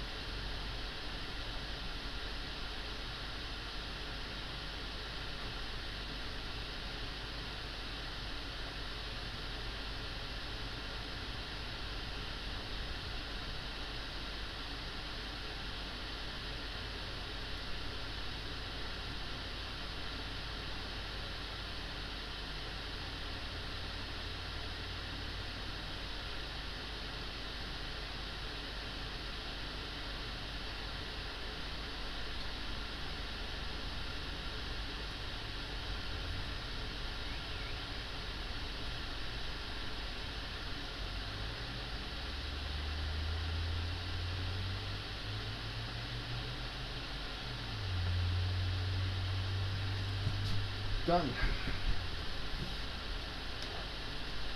Thank you very much, Quantum. Most appreciated.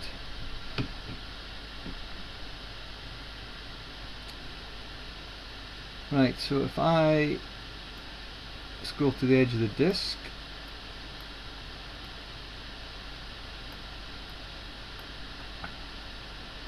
and increase the gain, we'll see what other activity around the edge we can see. We'll walk the disc.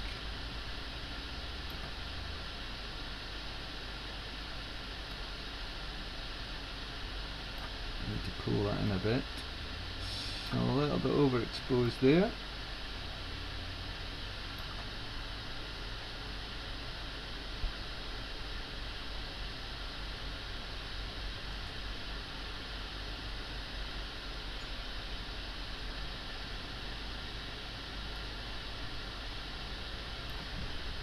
That's one thing I've never managed to do yet, is capture the ISS. I've got the Edge 11 telescope for that, and I did, if you have a look at my Instagram, you'll see I used the Edge 11 with both the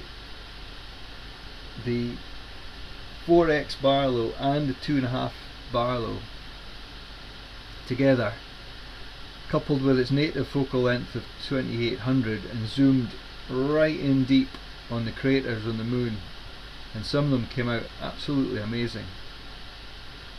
It was fortunately a nice clear, crisp, relatively stable atmosphere that evening. And I think I also did a Jupiter in one of my live streams, again on the Edge 11, using the, I think it was the 2.5 multiplier on the 2800, 7000mm. But unfortunately the red spot wasn't visible at the time. It was away around the corner.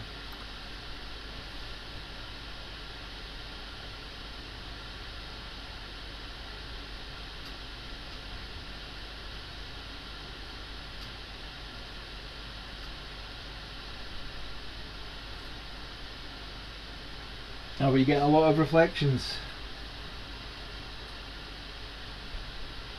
I recently, the RASA that's sitting behind me, the RASA 11-inch, I was getting some odd reflections with it after I upgraded the optical train from the standard ZWO filter drawer and the 48mm extensions, and I switched over to the Bresser UFC system and started getting some weird things. So I went and flocked that telescope using the Musso Black IR flocking material. So I basically took the end off the telescope and managed to flock it from one side. So it came out not too bad. I just need a decent night to really properly test it. So I did a video on that, so you'll find that on the channel.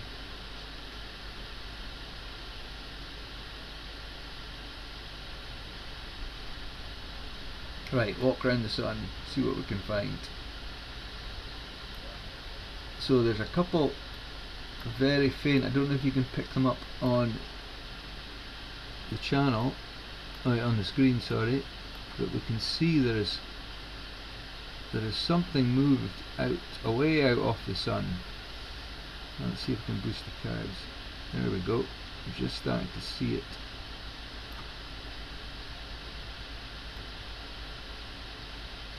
So that's a big burst out of the sun, just where the mouse is.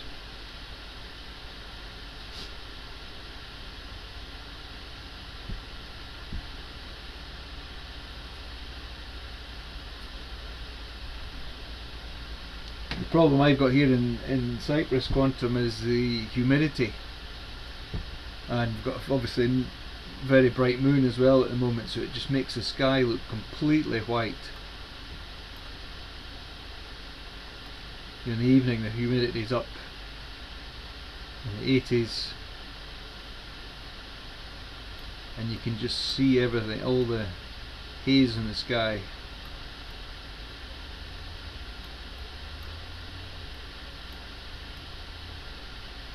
So that's quite a flat region there.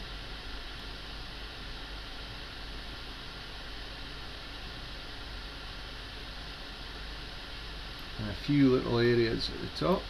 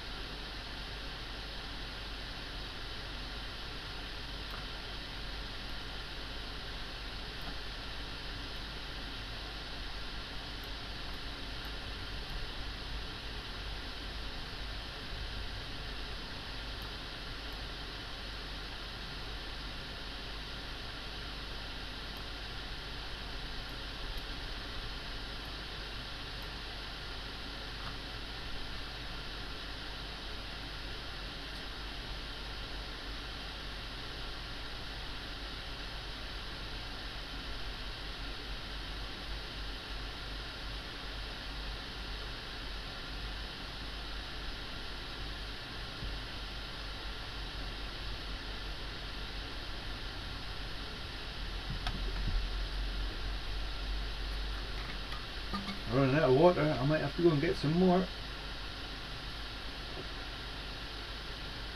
It's all leaked out of me. Can't come down with heat stroke. That wouldn't be down, that wouldn't go too well.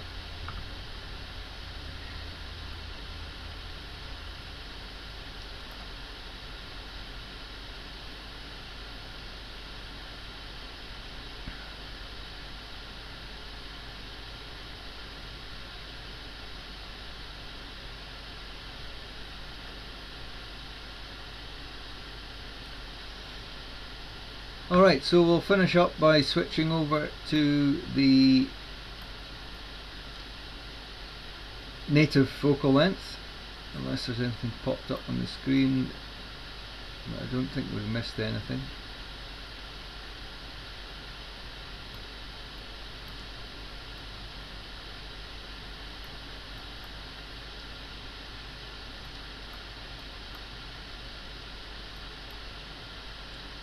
So you can see the filaments running across the center, the surface of the sun. These grayer areas, grayer bands. And it was back, what was it, late last year or middle of last year, I can't remember now, there was an area, an absolutely massive dark grey area similar to these but a lot more pronounced, and I've been live streaming, and a couple of hours after I live streamed, that whole region ejected from the sun. So I was quite disappointed I missed it.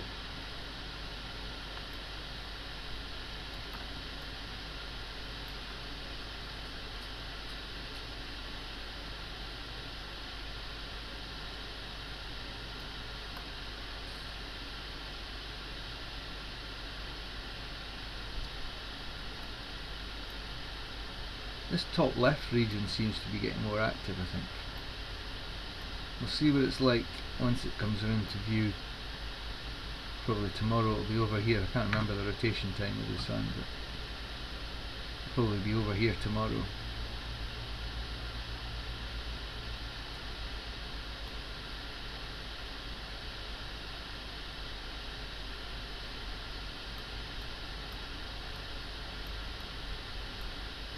And that lowly little sunspot there, just with no activity around about it, just a little black dot.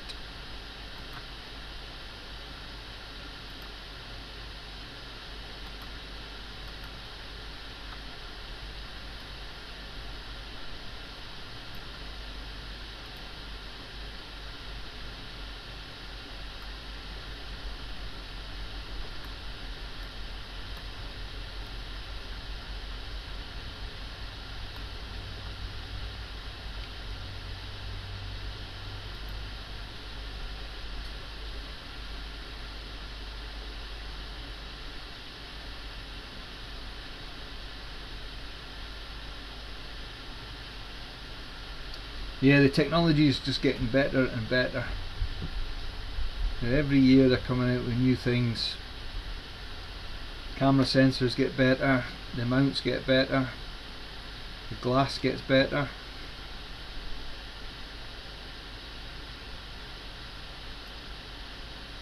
It's a shame the atmosphere can't get better, never mind.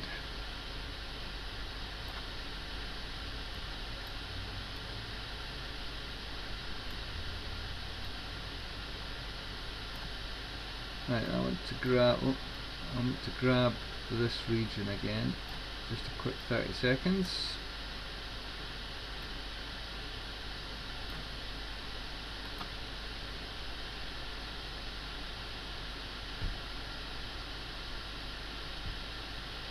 The only thing that doesn't get better is the pricing.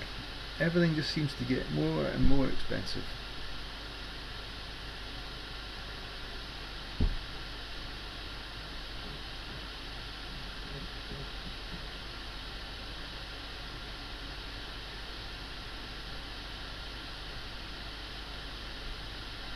Well, you've had a pretty powerful telescope to see a school of fish swimming from orbit, Quantum. I'm sure the NSA would love a scope like that.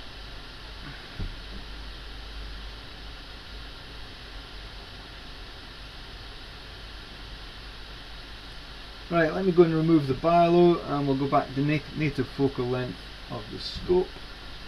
Wherever I put the other one, I hope I've not left it saying cooking in the sun. No, I haven't. It is still roasting. I really need to get a sun shield for the camera.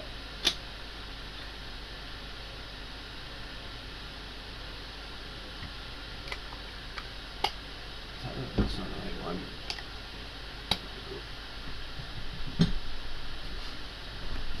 Right, let me go and swap out or remove the Barlow.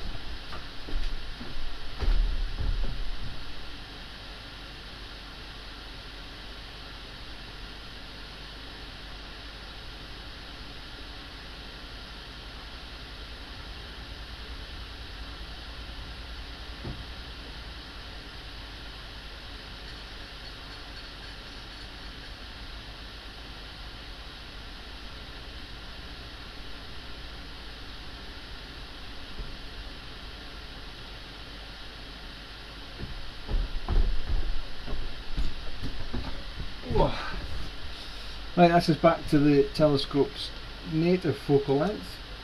Oh, I've got these adapters mixed up, just a second, so I don't forget.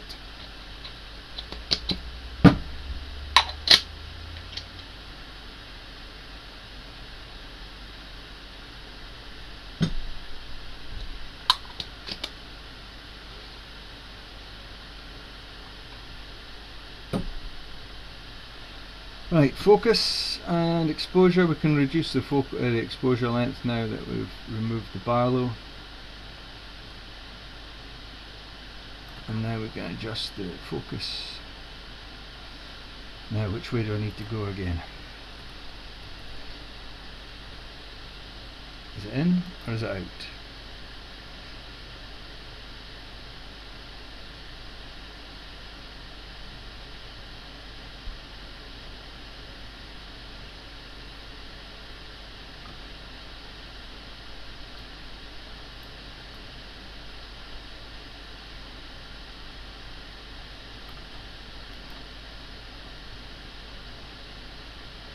I think I'm going the wrong way, am I? I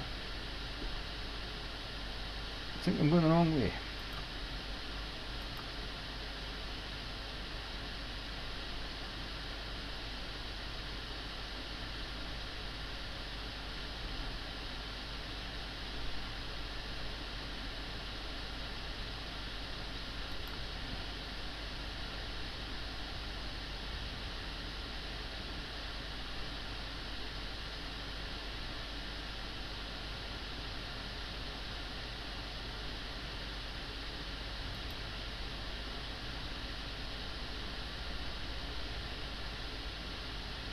Here we come.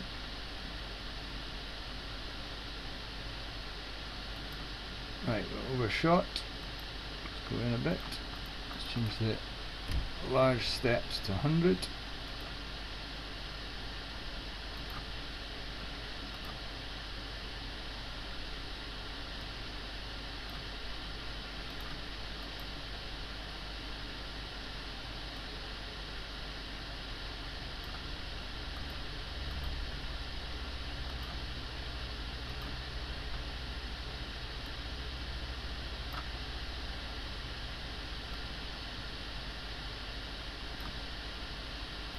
Exposure still too high, there we go.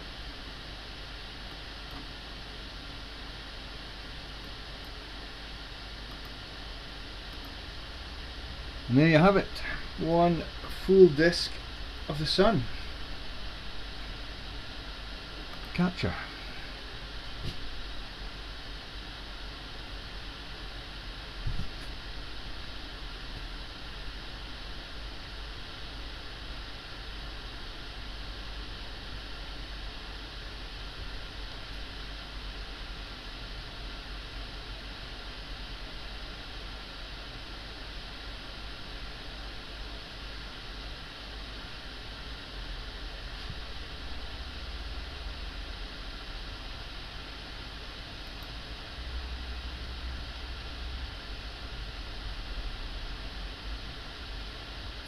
I've just noticed I've been doing the captures in mono 8 instead of mono 16.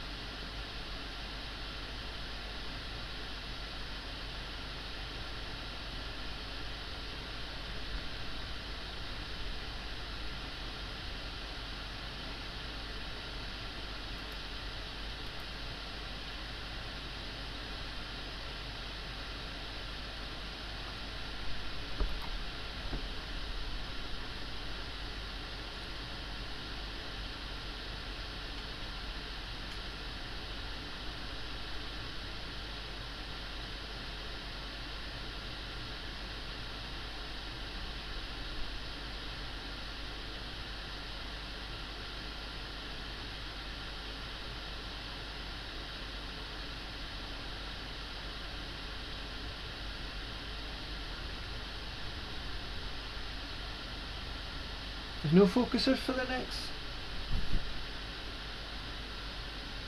star, 4 SE or 8 SEs. I would have thought the ZWOs or anything that go onto it.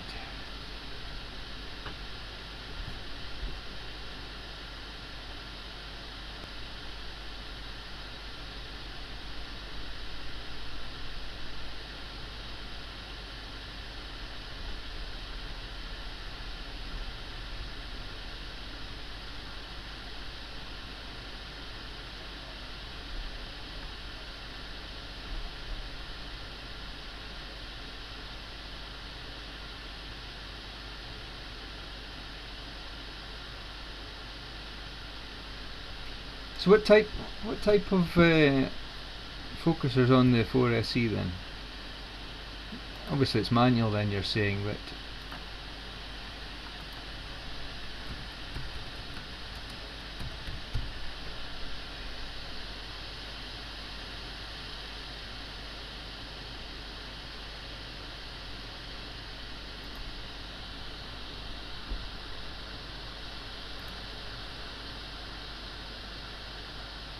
yeah, so there's, oh, is that the bigger one? That's the bigger one.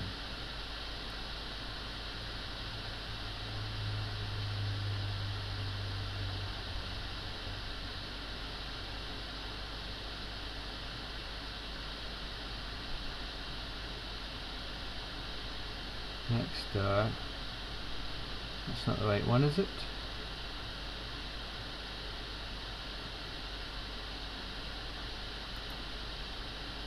That's the one.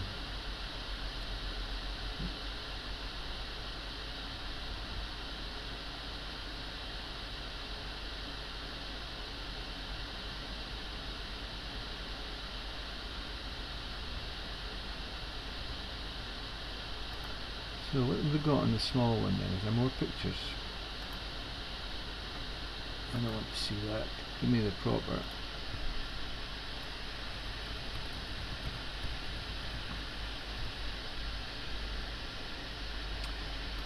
What have we got? The telescopes. Next RSE. 4.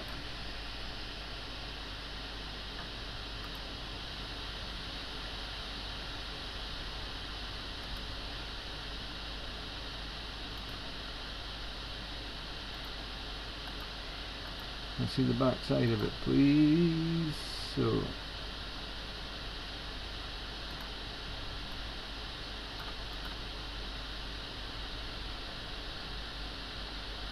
okay, so there's your, I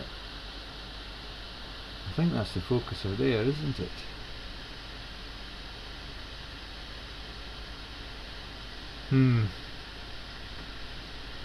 What could you do? Well, you could manually, you could set focus on there manually at the midpoint, and you could put a focuser in here and motorize it off of there. Or there might be a way of, there must be a way of getting something on here to clamp using a ZWO or something. That's what the wonder of 3D printers is. So for example, my solar scope, that's a custom 3D printed bracket for the ZWO EAF.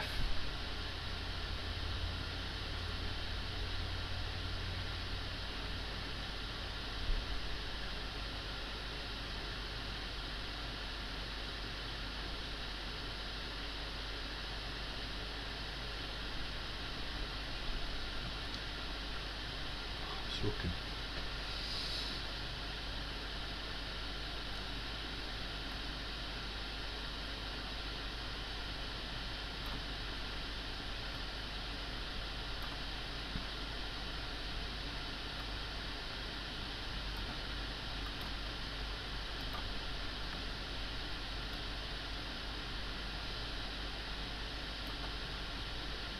The atmosphere is definitely more turbulent. Anyway, there we have it, one full disk of the sun.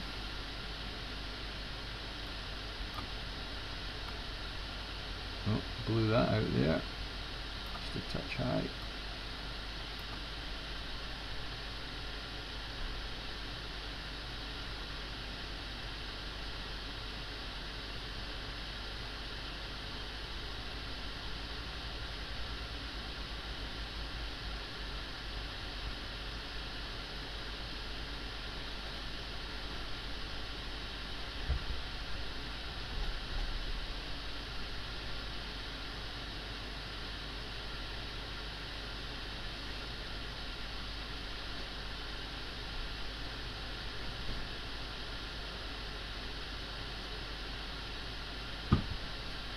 Alright, I wonder what, see if I've got that time lapse that we captured earlier, if there's anything we can see in it.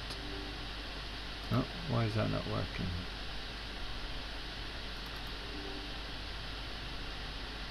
Oh, it's an old video. Let's stop.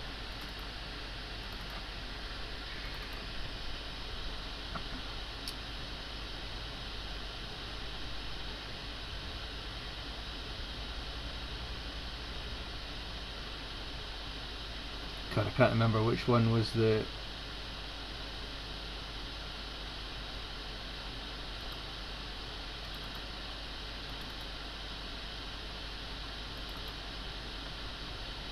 That was the single snapshot. Just the stack. Yeah, there's the time lapse. 388 megabytes. I don't think Windows Media Player will open this. I'll have to... Let's open auto stack it.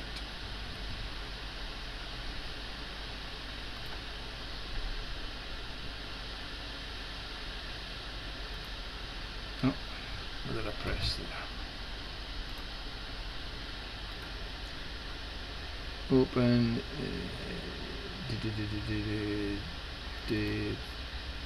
desktop, sharp cap, 21, stack, 1511.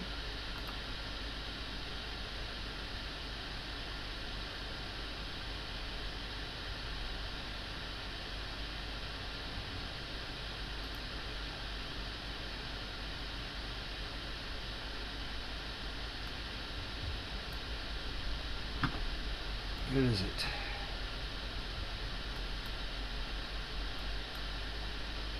Showing off the side. I thought I'd captured that area. Don't tell me it's cropped it.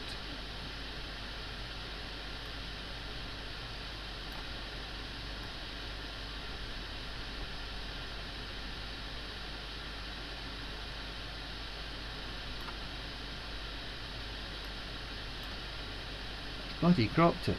I don't believe it. Why has it cropped it?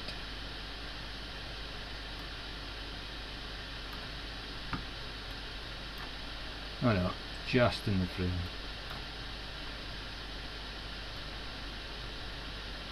Yeah, so we can see the movement. If I... You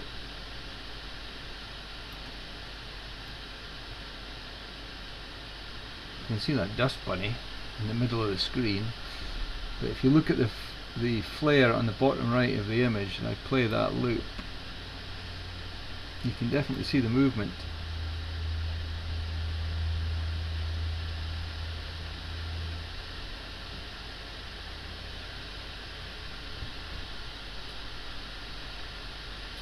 Hello there, Poindexter. Right, so how can I zoom in on that area?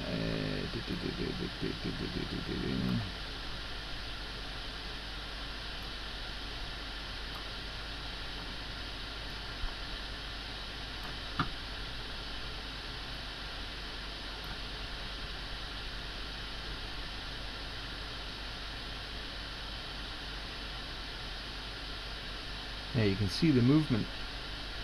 It seems to be retracting back into the sun.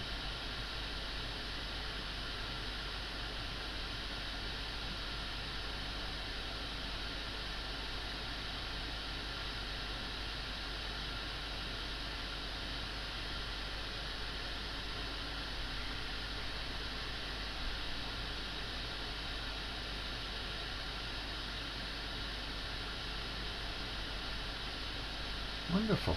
First time we've got to tap that time lapse like that.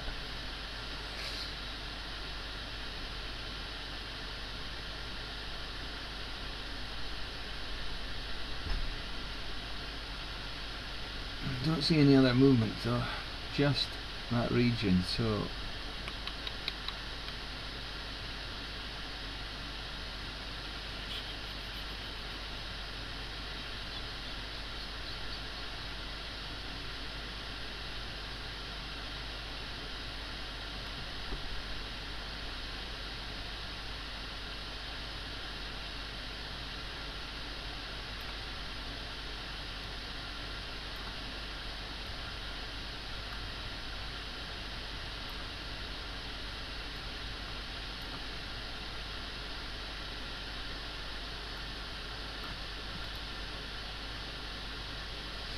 Wonderful, I'll have to see what I can do with that image.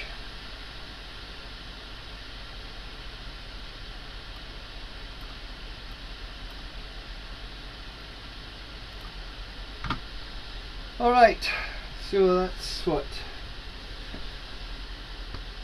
2.5 hours of me sitting here in the 37°C observatory. We've got the Lunt LS80 solar scope, single stack pressure tuner, ASI174mm camera, CGX mount, and then I've obviously used the native focal length, 2.5x Barlow and a 4x Barlow, all on that stream. So really that's all I'm going to want to say just now. I'm going to have to go inside and cool off, or I'm going to have a heart attack. Run out of water. I'm absolutely drenched.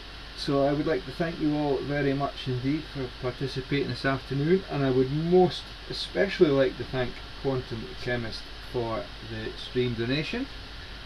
As I said earlier, it was my first ever one, so thank you very, very, very much indeed. I have screenshotted that and I'm going to frame it. So thank you all. We shall hopefully see you again sometime soon. I do hope to get some nighttime streams as well, either with the RASA or with the Edge 11, or I might even convert the solar scope to its night mode using the conversion kit, which I've also got.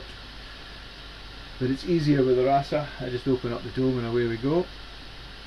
The others are sitting outside in covers and are not set up at all. Actually, the Edge 11 sat here behind me on the floor, wrapped in a blanket.